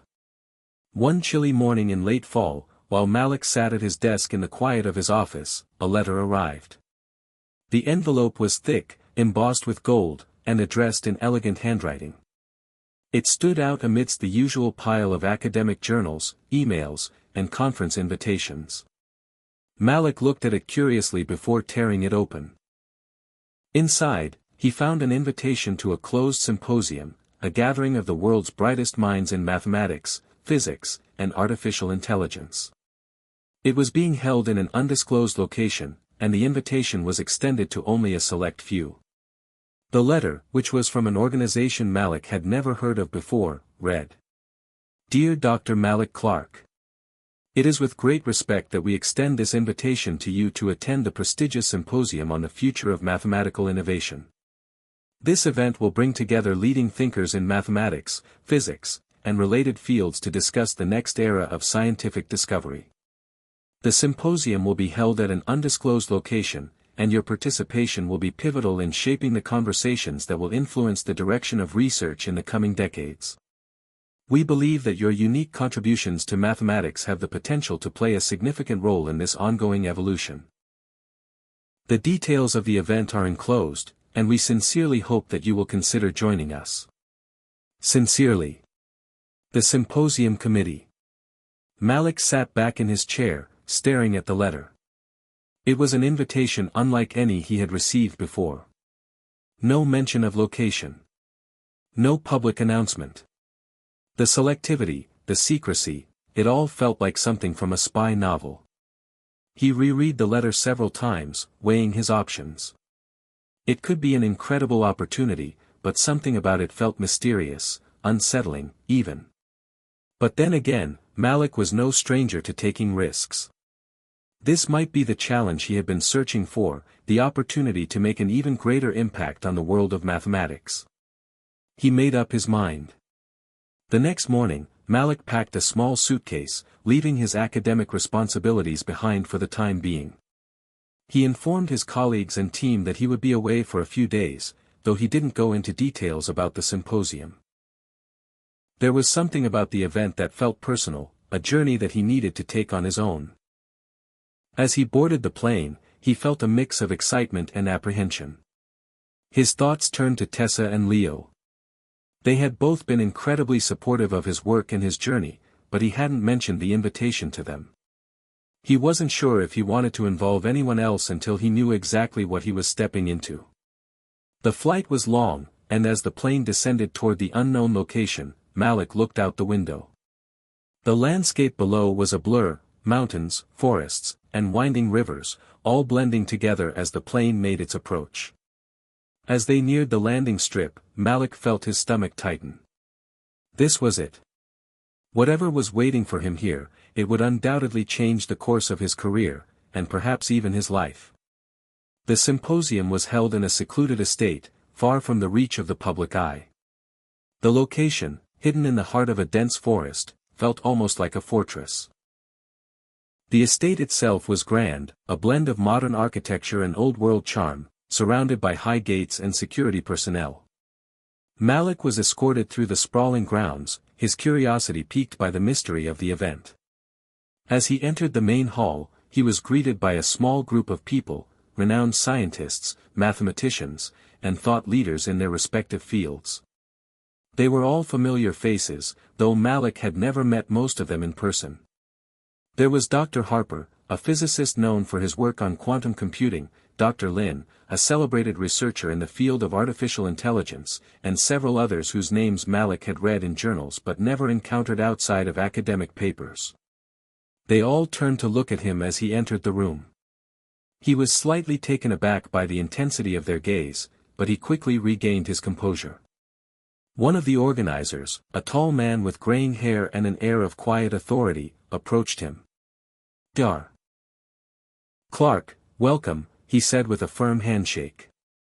We've been looking forward to having you here. I trust you had a smooth journey. Malik nodded. It was fine, thank you. Excellent, the man said. I'm Dr. Ashford. I'm one of the organizers of this symposium. We're eager to hear your insights. Your work has had a tremendous impact on the mathematical community. We think you'll find our discussions here enlightening. Malik wasn't sure how to respond. I'm looking forward to it, he said, offering a polite smile. Dr. Ashford led Malik to a seat at a long, polished table, where several other attendees were already seated. There were no formal presentations scheduled for the day, no structured program to follow. Instead, the symposium had a much more informal feel, one where conversations were fluid, ideas bounced from person to person, and the exchange of knowledge took precedence over formal speeches. The discussions began almost immediately, as Dr. Ashford welcomed the group and set the tone for the event. Topics ranged from the implications of quantum theory to the future of artificial intelligence, and Malik found himself drawn into conversations that challenged his thinking in ways he hadn't anticipated. As the hours passed, Malik's initial unease began to fade. He was part of a larger intellectual community now, surrounded by minds that were every bit as passionate and driven as his own. There was a sense of camaraderie among the group, as if they were all connected by the shared goal of pushing the boundaries of human understanding. The evening grew late, and the group adjourned for a dinner in the estate's grand dining hall. Malik sat at a table surrounded by several prominent researchers. As they ate, the conversation turned more personal. They spoke of their journeys, the obstacles they had overcome, and the rewards of their work. Malik found himself sharing his story, the story of the janitor who had solved one of the greatest mathematical puzzles of the century. To his surprise, no one in the room seemed shocked by his past. Instead, they were intrigued by it. They appreciated the unconventional path he had taken, recognizing the value of diverse experiences in shaping a brilliant mind. Later that night, as Malik retired to his room, he found himself reflecting on the conversations he'd had. He had come to the symposium expecting answers, but it seemed that the real value of the event lay not in any single solution but in the connections, ideas, and perspectives that were shared. The world of mathematics was vast, and Malik realized that he had only just begun to scratch the surface. Malik had always been the type to embrace challenges, to dig into problems headfirst, and solve them with a relentless pursuit of answers. But the environment at the symposium felt different, its secrecy, the prestige of the attendees, the intense intellectual atmosphere, it was unlike anything he had experienced before. The conversations were dense and complex, yet they opened new doors in Malik's mind. He had come expecting a standard academic gathering, but what he encountered was far more than that. The symposium was a crucible, a place where some of the sharpest minds on the planet could come together to test their ideas, push their limits, and wrestle with the biggest scientific dilemmas of their time. But the real test was yet to come. On the second day of the symposium, Malik entered the main hall early, feeling the weight of his responsibilities. A group of attendees had gathered around a large blackboard in the center of the room.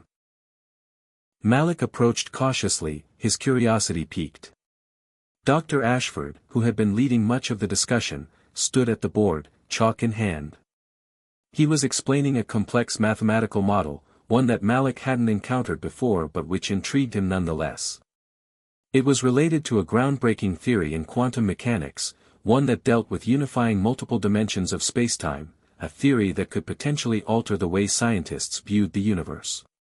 Malik listened intently as Dr. Ashford spoke. It was clear that he wasn't just presenting a problem, he was issuing a challenge. "We are at a crossroads in the field of quantum theory," Dr. Ashford announced, his voice commanding attention. "There is a problem, an unsolved paradox, that we must address.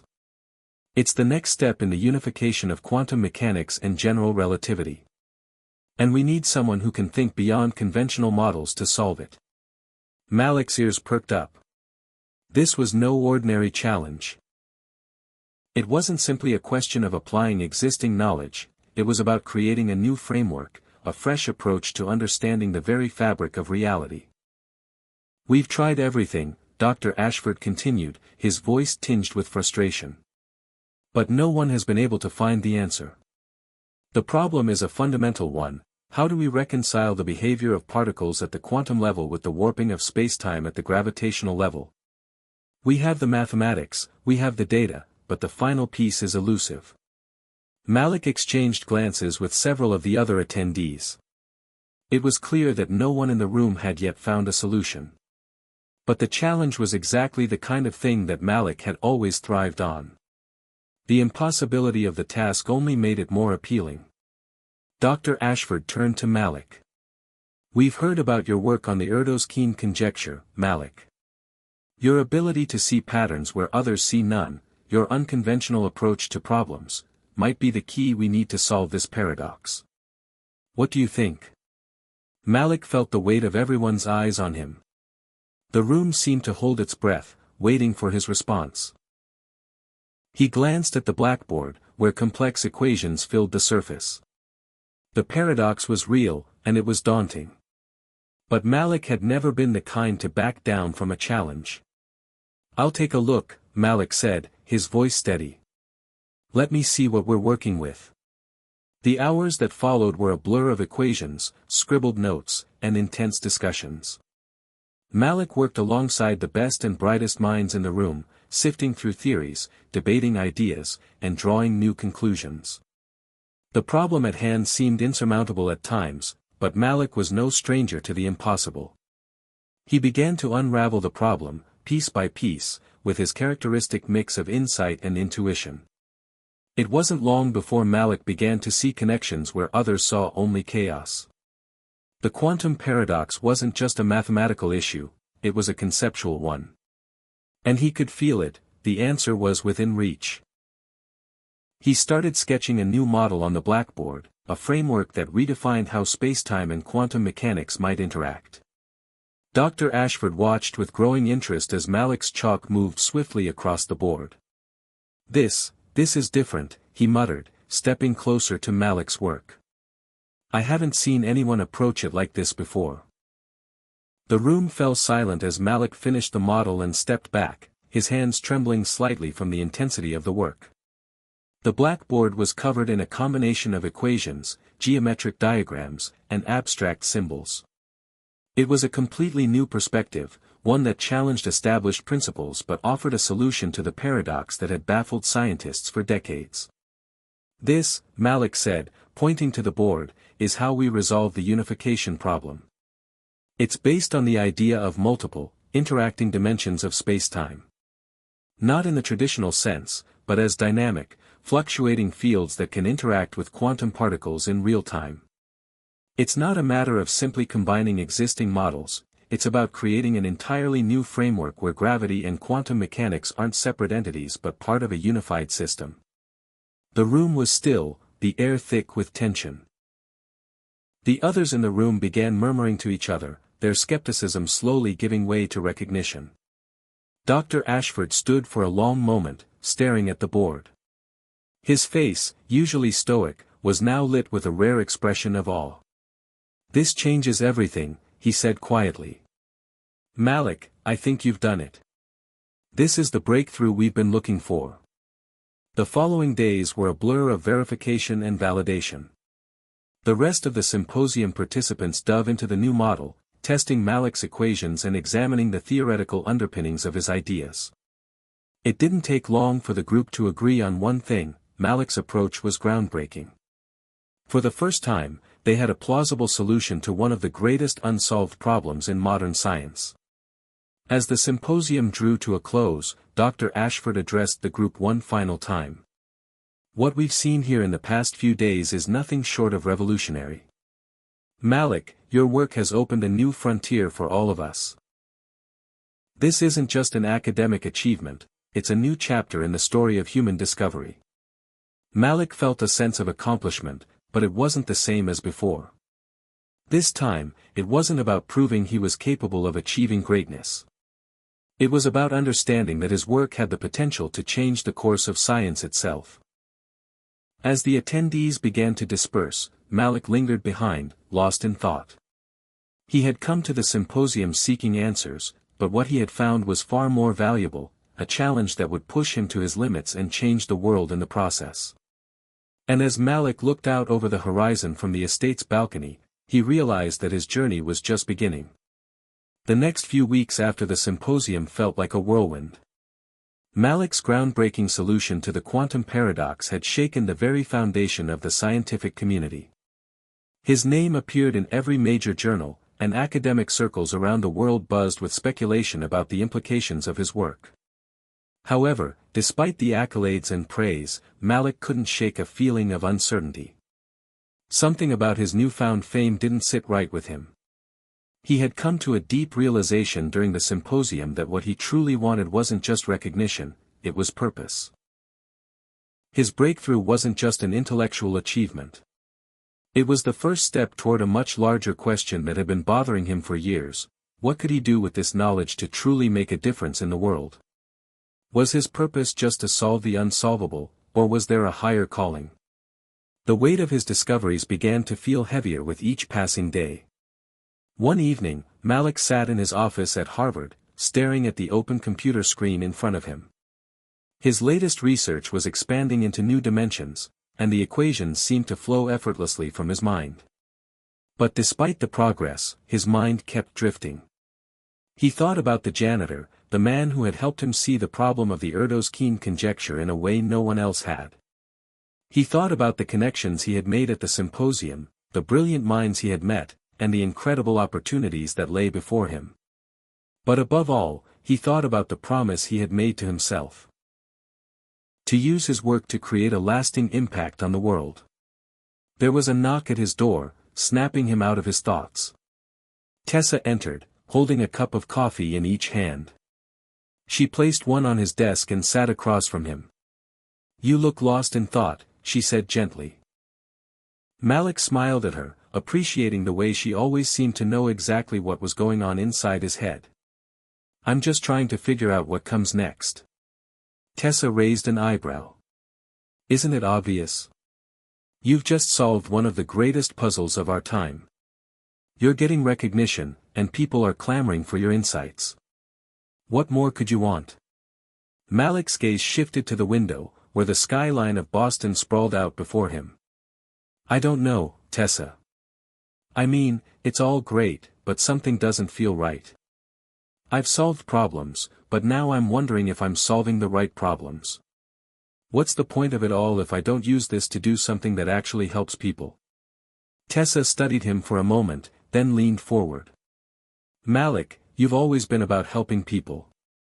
But it's okay to take a moment and just enjoy the success you've earned. You're not obligated to fix the world in one fell swoop. You've already done something incredible." It's okay to feel proud. Malik looked at her and nodded, but deep down, he knew she was right about one thing: he was searching for something more. Recognition, while fulfilling, was only part of the equation. He had solved one paradox, but the world was full of them. And not all of them could be solved with equations alone. The next day, Malik received an unexpected message. It was an email from a research institute he had never heard of before, the Center for Ethical AI. The institute's founder, Dr. Eva Wright, was a pioneering figure in the field of artificial intelligence and its ethical implications. Malik had always admired her work from afar, and now, it seemed, she was reaching out to him. The email was brief, but it carried a weight of significance. Dear Dr. Clark, I have been following your work with great interest, particularly your recent breakthrough in quantum mechanics. The implications of your discoveries go far beyond the academic realm. They have the potential to revolutionize the future of artificial intelligence and its integration with quantum computing.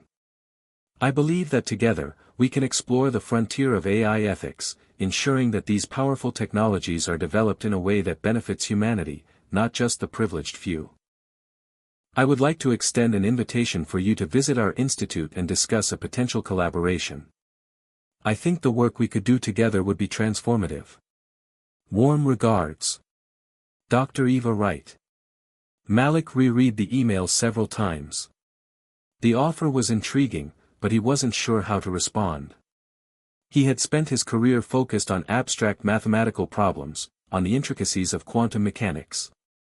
He had never really ventured into the ethical side of science, especially when it came to something as complex and controversial as AI. And yet, something about the invitation resonated with him. Perhaps this was the challenge he had been waiting for, the chance to apply his knowledge to a problem that could make a real difference in people's lives.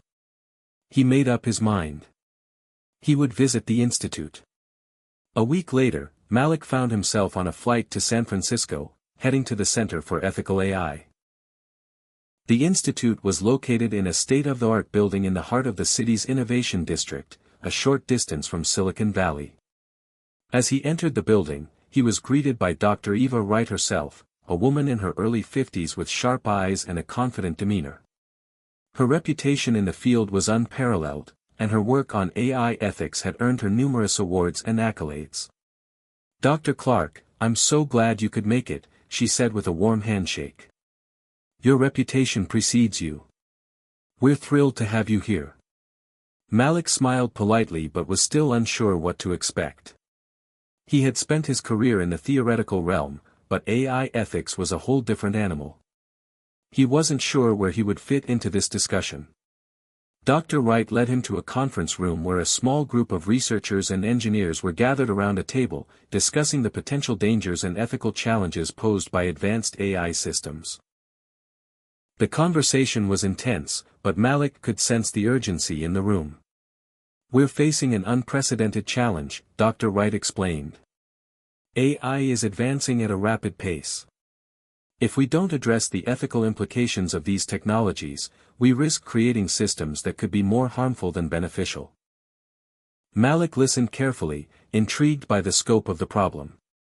He had always thought of AI as a tool for solving specific tasks, but he had never considered the broader consequences of its integration into society. The more he heard, the more he realized how much his expertise in quantum mechanics and complex systems could contribute to this conversation.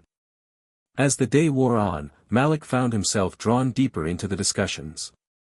The ethical considerations surrounding AI were not just about creating responsible algorithms, they were about ensuring that these systems aligned with human values and were designed to work for the collective good.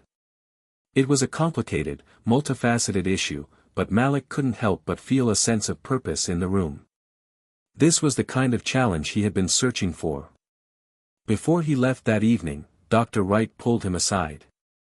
Malik, I think you're going to be an integral part of our work here. The theories you've developed can help us create more robust AI models, ones that are not just efficient but also aligned with human values. We want to bring you on board. Malik didn't need to think twice. I'm in, he said. As Malik boarded the plane back to Boston the following day, he felt a sense of clarity that he hadn't felt in months. His work in mathematics had given him the tools to understand the universe in ways few people ever would, but now, he had the chance to use that knowledge to shape the future in a meaningful way.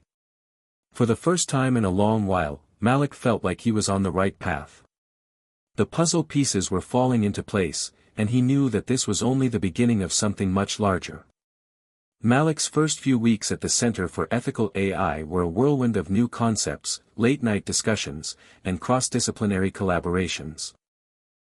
The Institute's team of researchers, engineers, ethicists, and philosophers was a diverse group, united by a common goal, to ensure that the future of artificial intelligence would be beneficial to humanity as a whole. Malik's arrival had injected a fresh perspective into their work, as his background in quantum mechanics provided them with the tools they needed to think about AI in entirely new ways. Despite the initial excitement, Malik often found himself grappling with the complexity of his new role. The challenges that AI posed were not purely mathematical, they were deeply tied to human values, society, and ethics. Malik had spent his career solving problems of abstraction, problems that could be neatly framed in equations. But the issues at the center of AI's ethical dilemmas weren't as straightforward. They involved human emotions, biases, and the profound consequences of technological advancement. Malik spent many long hours in the Institute's conference rooms, discussing how AI systems could be designed to account for fairness, transparency, and accountability. His natural inclination to look at problems through a lens of mathematical models helped him contribute meaningfully to these discussions. Yet, he quickly realized that the solution to these ethical challenges wasn't simply about creating a set of rigid rules or guidelines. The world of AI was far more dynamic and fluid, and it required a deeper understanding of how systems could evolve over time. One evening, Malik found himself sitting across from Dr. Wright in the Institute's main lounge. The room was cozy, with soft lighting and bookshelves lined with volumes on philosophy, technology, and ethics. The conversation between them had become more personal over the weeks, with both of them opening up about their backgrounds, ambitions, and frustrations. "You know, Malik," Dr. Wright said thoughtfully, sipping her tea, "I've been thinking a lot about your work on quantum mechanics. There's a certain elegance to it, an inherent order in how you've approached problems. But AI is messy. It's messy because it's so deeply tied to the human condition. It's not like physics, where you can model everything neatly. There are variables that are hard to define: emotions, culture, morality." Malik nodded, considering her words carefully. "I've been feeling that disconnect, too," he said. "I've always been driven by patterns and logical systems. But the ethical implications of AI, they're not about logic alone. They're about what we, as humans, value and how we define what's right and wrong." Dr. Wright smiled knowingly. "Exactly. And that's where I think your work can be so impactful. You're able to think in ways that others can't, see the unseen. You've already shown that with the quantum paradox. The solution you offered wasn't just a mathematical model, it was a rethinking of the problem itself. I think we need that kind of thinking here." Malik felt a surge of determination. She was right. AI ethics was not just about applying existing frameworks, it was about reshaping them entirely. And perhaps, just perhaps, the tools he had developed in the world of quantum mechanics could offer the key to unlocking a new era of ethical AI. The next few weeks were a blur of brainstorming sessions, late nights, and intense research. Malik's quantum framework began to take shape as a potential model for how AI systems could function in a way that mirrored the unpredictability of the quantum world while still adhering to ethical guidelines. He proposed the idea of quantum ethics.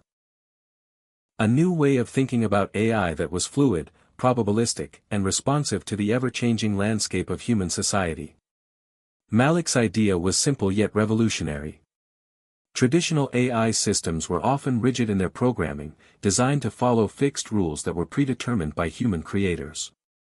But Malik's model suggested that AI systems, much like quantum particles, could evolve and adapt over time, learning from their environment and the people they interacted with. This adaptive behavior, however, would not be random. It would be grounded in a set of ethical principles that guided the system's learning, ensuring that it always acted in a way that benefited humanity as a whole. At first, the team was hesitant. The idea of a quantum-based model for AI ethics was so different from the approaches they had been working on that it felt like a huge leap. But Malik's passion and insight began to win them over. They started running simulations, testing the concept, and exploring its potential applications. One evening, Malik sat down with Tessa to share the progress he had made at the institute. They had stayed in touch throughout his time at the center, and Tessa had been an unwavering source of support and encouragement. "You're doing something huge, Malik," Tessa said as they sat in his apartment, a glass of wine in hand. "I can tell this is important, but I can also see how much it's affecting you. It's a big responsibility." Malik nodded, feeling the weight of her words. "It is. But I think I've finally found something that I can be proud of. Something that can change the way we think about technology." Tessa smiled. "I knew you'd find it eventually. You've always been driven by the desire to solve problems. But this is different, isn't it? It's not just about cracking an equation or proving a theory. It's about making a difference in the world." Malik took a deep breath, the realization settling in. "It is. And I think this is just the beginning. I want to make sure AI isn't something that's just controlled by the people with the most power. It should be something that helps everyone, no matter where they come from, what they believe, or what they want out of life. It's a tool, but it's a tool that can either be used for good or evil. I want to make sure it's used for good." A few days later, Malik was standing before a group of investors and tech industry leaders in a sleek, glass-walled conference room. The institute had organized a presentation to showcase the progress of Malik's work on quantum ethics. The room was filled with influential figures from the world of AI, and Malik could feel the weight of the moment bearing down on him. Dr. Wright stood next to him as he began his presentation, outlining the principles of his quantum-based model for ethical AI. He explained how AI systems could evolve over time, learning from human interactions while adhering to a set of ethical guidelines. He demonstrated the potential applications for a wide range of industries, from healthcare to education to law enforcement. As he spoke, Malik could see the expressions of the audience shift from skepticism to intrigue. He knew that he had their attention, but he also knew that the real challenge lay ahead. If they were going to trust this new approach, they needed more than just theories and equations. They needed results. The presentation wrapped up with a quiet hum of conversation. Dr. Wright gave Malik a congratulatory pat on the back. "You've done it. You've convinced them." Malik wasn't so sure.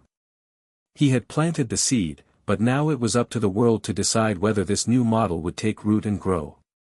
The journey was far from over. As Malik left the building that evening, the city lights flickered in the distance, offering a glimmer of hope.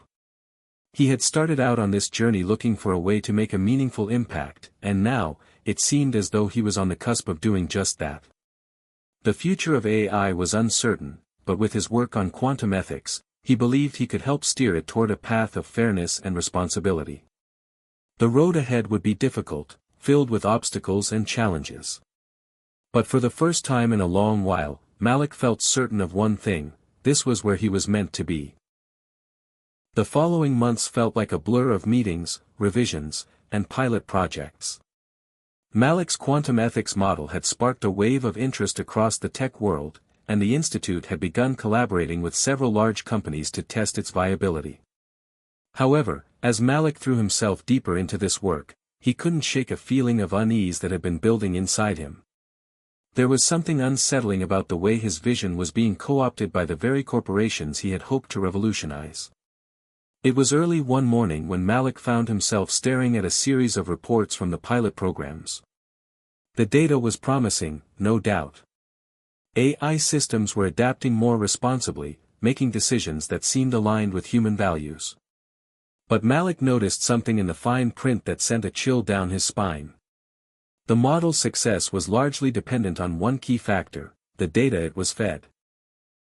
And in many cases, the data came from corporations with their own agendas, their own biases, and their own interests.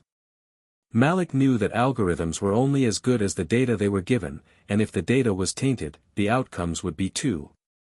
He couldn't ignore the fact that some of the companies he was working with were using the pilot program as a way to assert more control over the AI space, pushing the boundaries of ethics to increase profits. The very corporations he had hoped would embrace his ethical framework were now exploiting it for their own gain. Malik felt a deep sense of betrayal. One afternoon, Malik was in a conference room at the institute, reviewing the latest batch of feedback from the pilot program. Dr. Wright was sitting across from him, scanning the reports. Her face was unreadable. "I'm noticing some discrepancies in the results," Malik said quietly. "The companies we're working with, they're manipulating the data to fit their interests. It's subtle, but it's there." Dr. Wright looked up, her eyes narrowing. "What kind of discrepancies?" Malik paused, collecting his thoughts.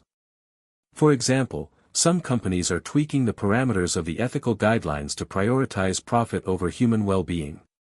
It's not blatant, at least, not to the public. But we're seeing it in the way AI systems are making decisions. They're optimizing for efficiency, not necessarily for fairness or equity." Dr. Wright sighed and leaned back in her chair. "I've suspected something like this might happen. The truth is, corporations are never going to adopt this model out of the goodness of their hearts. They're doing it because it's a competitive advantage. If they can manipulate the system to their benefit, they will." Malik clenched his fists. "This is exactly what I was afraid of. The whole point of this model is to create systems that work for everyone. But if it's only benefiting a select few, then what's the point?" Dr. Wright gave him a solemn look. "We knew this would be a challenge. But we can't give up. You've created something revolutionary, Malik. We just need to find a way to hold these companies accountable. If we let them use your work to further their own agendas, then we're no better than the systems we're trying to fight." The weight of Dr. Wright's words hung in the air long after the meeting ended. Malik couldn't ignore the nagging feeling that his work was being twisted, that it was being used as a tool of exploitation rather than a force for good. He had to find a way to correct this, but he wasn't sure where to begin. The system was vast, and the corporations involved were powerful. He felt small in comparison, just one man with an idea, facing down an entrenched system of greed and control. It was during a late-night conversation with Tessa that Malik finally found some clarity. They were sitting at a small cafe near the institute, sipping their drinks in the dimly lit room. "You've been quiet lately," Tessa said, breaking the silence. "Something's bothering you." Malik looked up, meeting her eyes. "It's the AI model. It's being manipulated by the companies we're working with. They're using it for profit, not for the public good." Tessa frowned. "That's exactly what I was afraid of. Big corporations don't care about ethics, they care about money. But you can't let them take your work and twist it. You've got to find a way to take control." Malik thought for a moment. "But how? They have all the resources. They can easily overpower me. I'm just one person." "You're not just one person," Tessa said firmly. "You're the person who solved a centuries-old math problem. You're the person who changed the way people think about AI. You have the power to make things right. You just need to believe that." Malik looked down at his cup, swirling the liquid inside. "I don't know if I can do this alone." Tessa reached across the table, placing her hand on his. "You're not alone. You've got me, and you've got all the people who believe in you. But you need to stop waiting for someone else to fix this. It's your work. It's your responsibility." Malik's heart raced as he took in her words. She was right. He had spent so much time thinking about how to solve problems in the abstract, how to fix the equations, but he hadn't considered the real-world consequences of his work. He had created something powerful, something that could change the course of history, but only if it was used properly. It was time to take control. The next day, Malik returned to the institute with a renewed sense of purpose. He met with Dr. Wright and the research team to discuss a bold new idea, a decentralized, open-source version of his quantum ethics model. The goal was to ensure that no one entity, no corporation, no government, could monopolize the system. It would be an open platform, available to anyone who wanted to use it, but with built-in safeguards to prevent exploitation. "I've been thinking about this," Malik began, addressing the group. "What if we made the model open source? We could give everyone access to it, and we could embed checks and balances within the system to prevent corporate manipulation." Dr. Wright raised an eyebrow. "Open source? That's ambitious, but also risky. It would mean relinquishing some control." Malik nodded. "I know. But if we don't take this step, then we're just letting the powerful players control the future of AI. This way, we can ensure that the system is used for the collective good, not just for profit." The team exchanged glances, clearly intrigued by the idea but unsure of the implications. Dr. Wright leaned forward. "It's a bold move, Malik. But I think it's worth exploring. If we do this right, we could create a system that's not just revolutionary in theory, but in practice." Malik felt a spark of hope ignite within him. This could be the turning point, the moment when his work was truly put into the hands of the people. It was time to create a system that was transparent, equitable, and above all, ethical. As Malik left the meeting, he couldn't help but feel the weight of what he was about to do. He had spent years working toward this moment, and now, the time had come to decide whether his work would be used to help the many or the few. The path ahead was uncertain, filled with obstacles and resistance. But Malik was no longer willing to wait for someone else to solve the problem. It was his turn to make a difference. The world was watching. And for the first time in a long while, Malik felt ready to face it. The days following Malik's proposal for an open-source quantum ethics model were a whirlwind of meetings, negotiations, and debates. At first, the team at the institute was cautiously optimistic about the idea. Dr. Wright, while still skeptical, had come around to the potential of democratizing the AI model. They all understood the stakes. AI was becoming an integral part of society, and if they could create a version that was both ethical and open for all, it could change everything. But the more Malik engaged with external stakeholders, the tech giants, the investors, and the corporate leaders, the more he realized that the real battle was only beginning. It was late in the evening when Malik received the email. He sat in his office, the dim light from his desk lamp illuminating the screen as he scrolled through the message. It was from one of the largest corporations involved in the pilot program. The subject line read, "Urgent, meeting request." Malik's heart sank. He knew what this was about. They wanted to control the model. They weren't interested in an open-source platform, they wanted to own it. They saw it as a tool to secure their dominance in the rapidly growing AI market. He clicked open the email and read the words carefully. The company was offering him a substantial amount of funding, along with a seat on their board of directors. In exchange, they wanted exclusive rights to his quantum ethics model. The language was polite, even flattering, but the message was clear: they would buy him out if he allowed them to control the model entirely. Malik sat back in his chair, his mind racing. This was the moment. The moment when everything could change, when his work could either be used for the greater good or be swallowed up by the corporate machine. Malik met with Dr. Wright the next morning, his mind still reeling from the offer. He explained the situation in detail, showing her the email. "This is exactly what I feared," Malik said, frustration evident in his voice. "They want to control it. They want to own it. They're offering me a lot of money, but it's not about the money. It's about the power. They'll use it to further their own interests, and will lose control over everything." Dr. Wright listened intently, her brow furrowed. "This is the test, Malik. The real test. It's easy to get seduced by offers like this.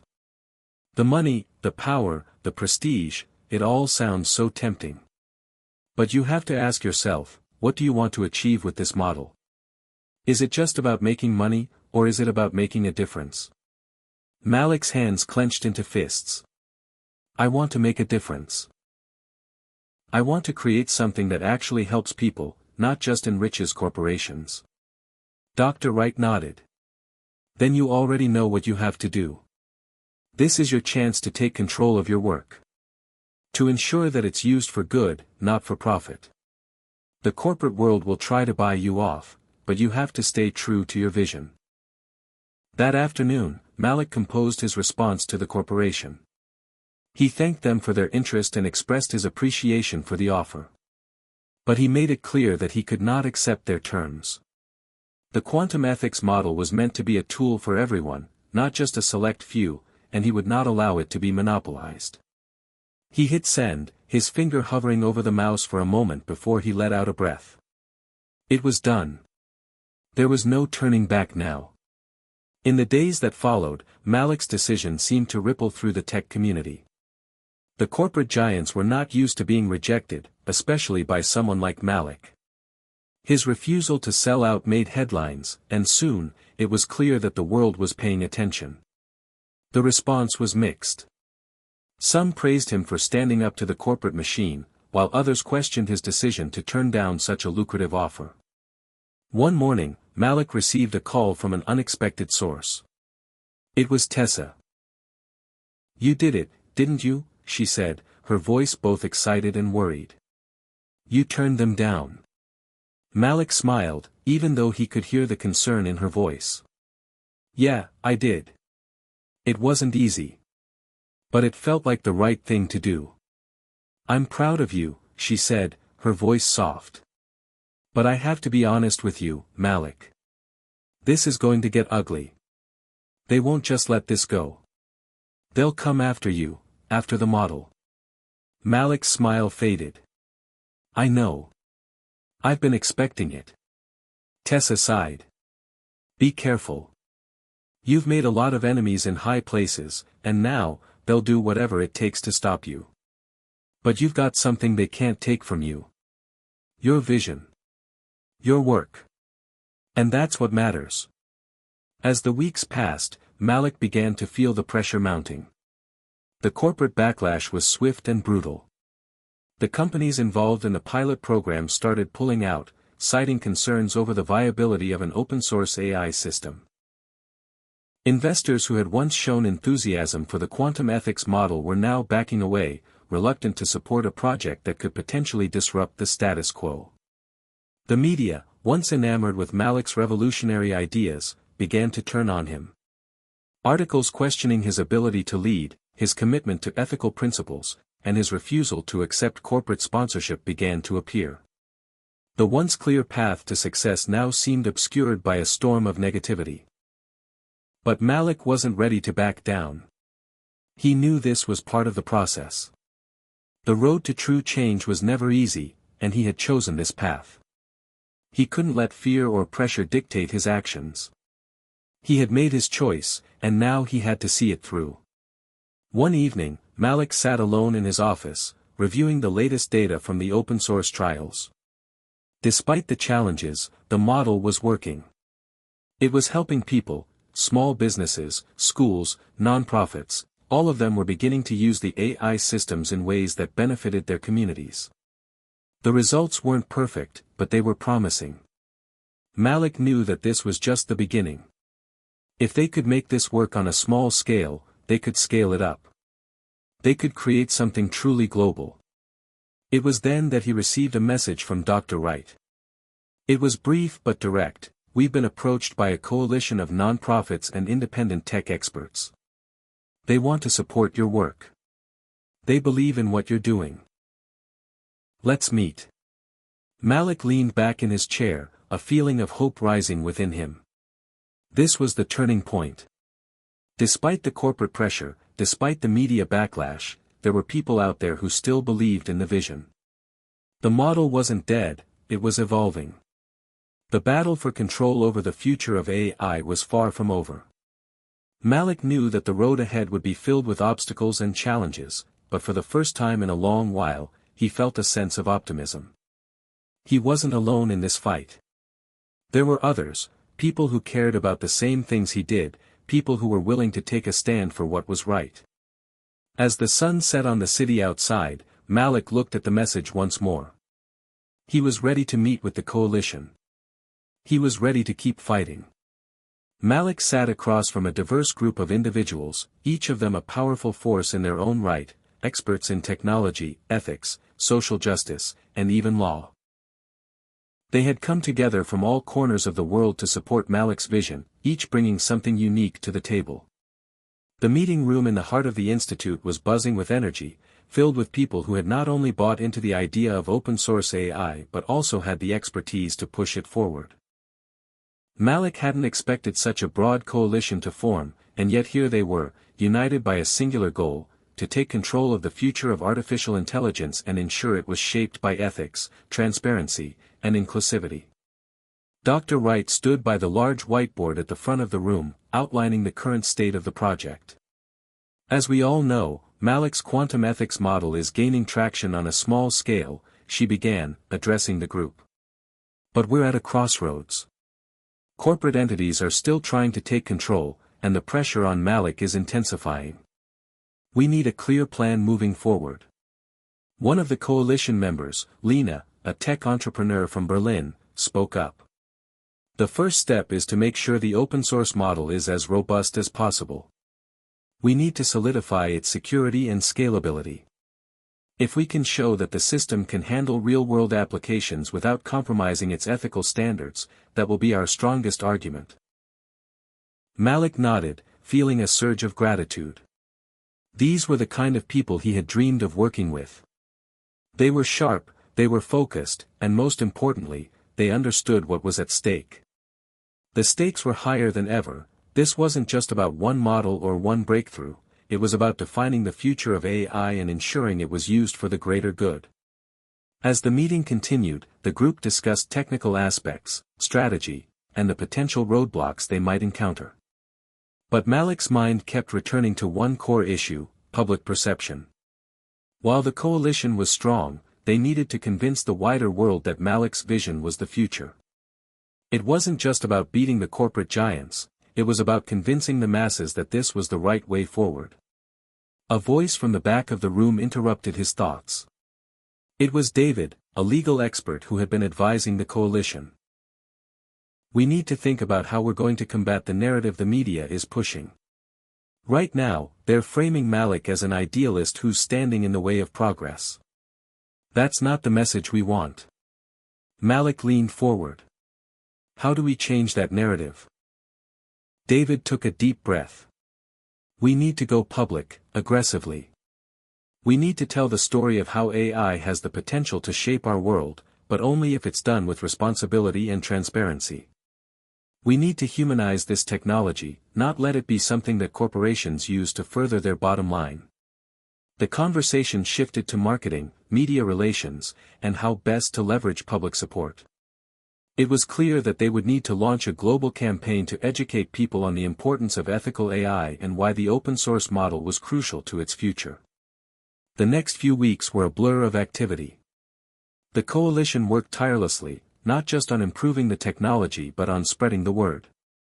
A website was launched, full of resources that explained the principles behind Malik's quantum ethics model.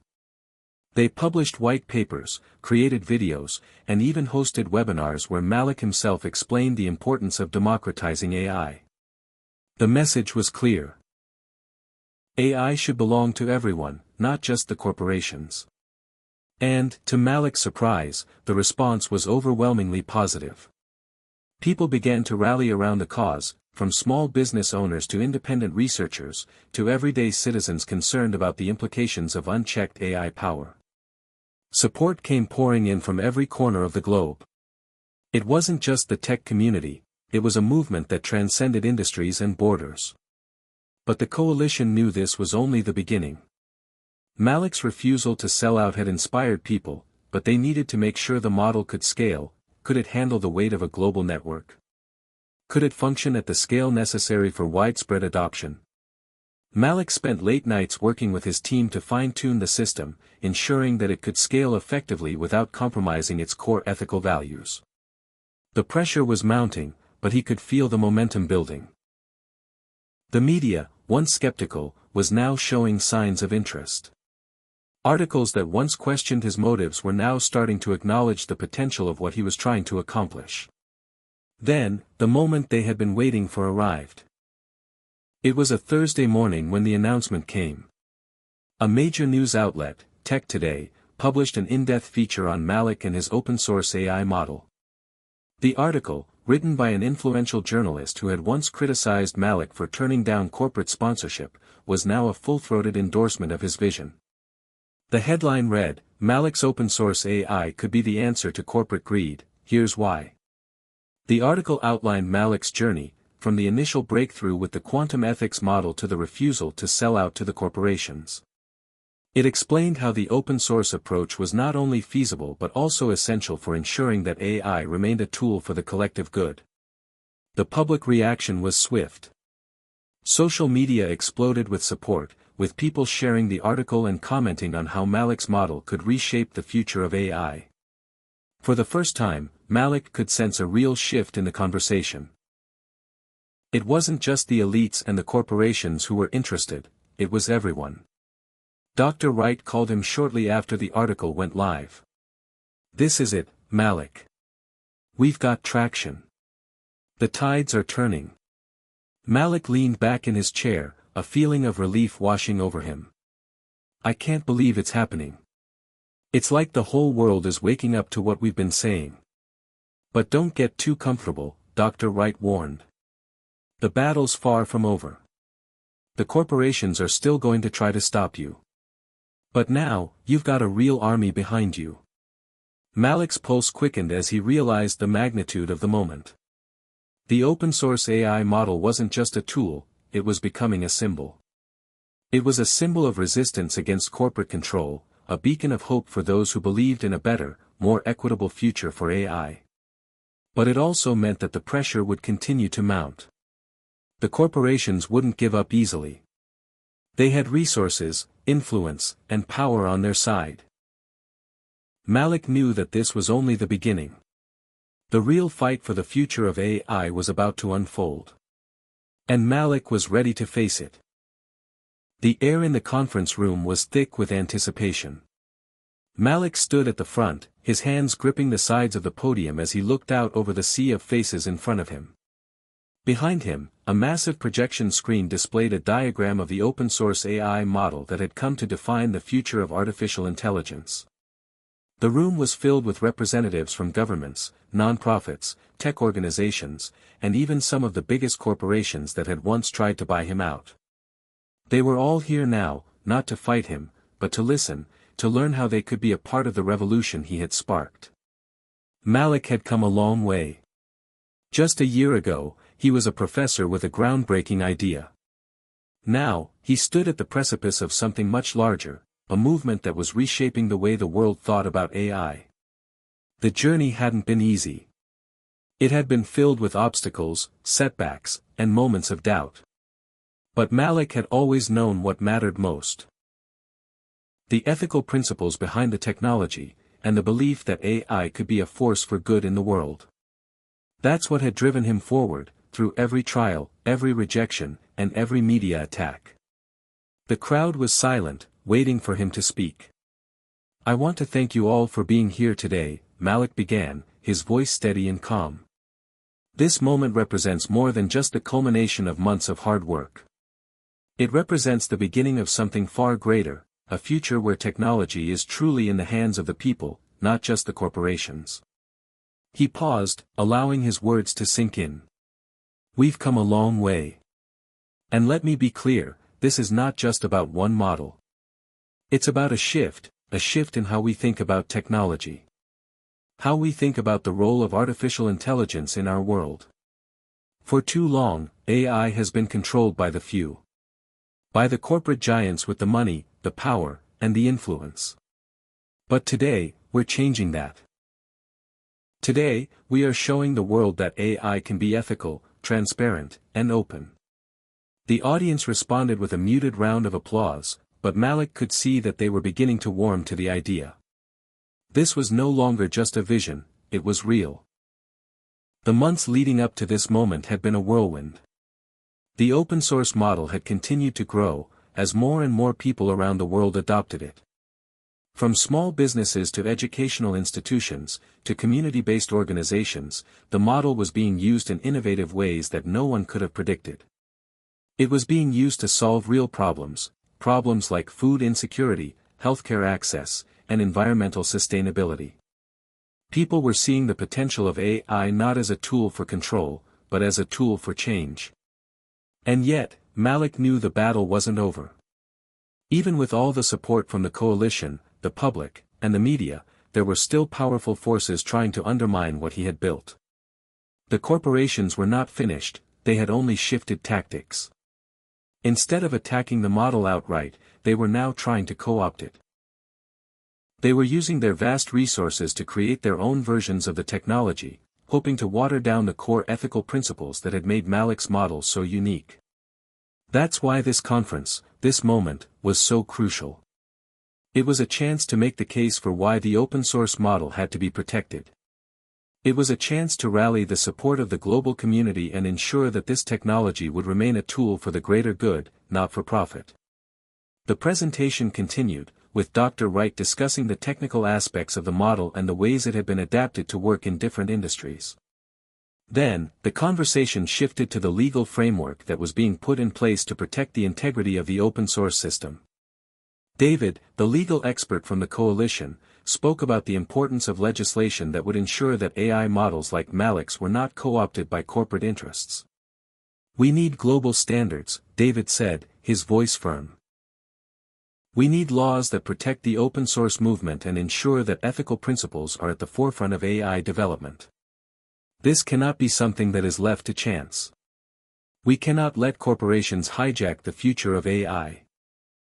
The room fell silent. Malik could see that the representatives from the corporate sector were uncomfortable. They hadn't anticipated this kind of resistance. But Malik knew that the road ahead would require more than just technological advancements, it would require a global shift in policy, in governance, and in the way society approached AI as a whole.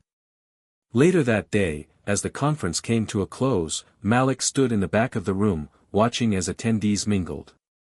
He felt a sense of accomplishment, but it wasn't just for what he had achieved. It was for the future of AI, the future of society, and the future of technology itself. Tessa, who had been by his side through it all, walked up to him, a smile on her face. "You did it," she said, her voice filled with admiration. "You've changed everything." Malik chuckled softly, his eyes scanning the room. "We've changed everything. This is just the beginning." And she was right. It was the beginning of something much larger than just one person's vision. It was the beginning of a global movement, a movement that would ensure that the future of AI would be shaped by ethics, responsibility, and transparency, not by corporate greed and unchecked power. As Malik and Tessa left the conference center, the cool evening air hit their faces.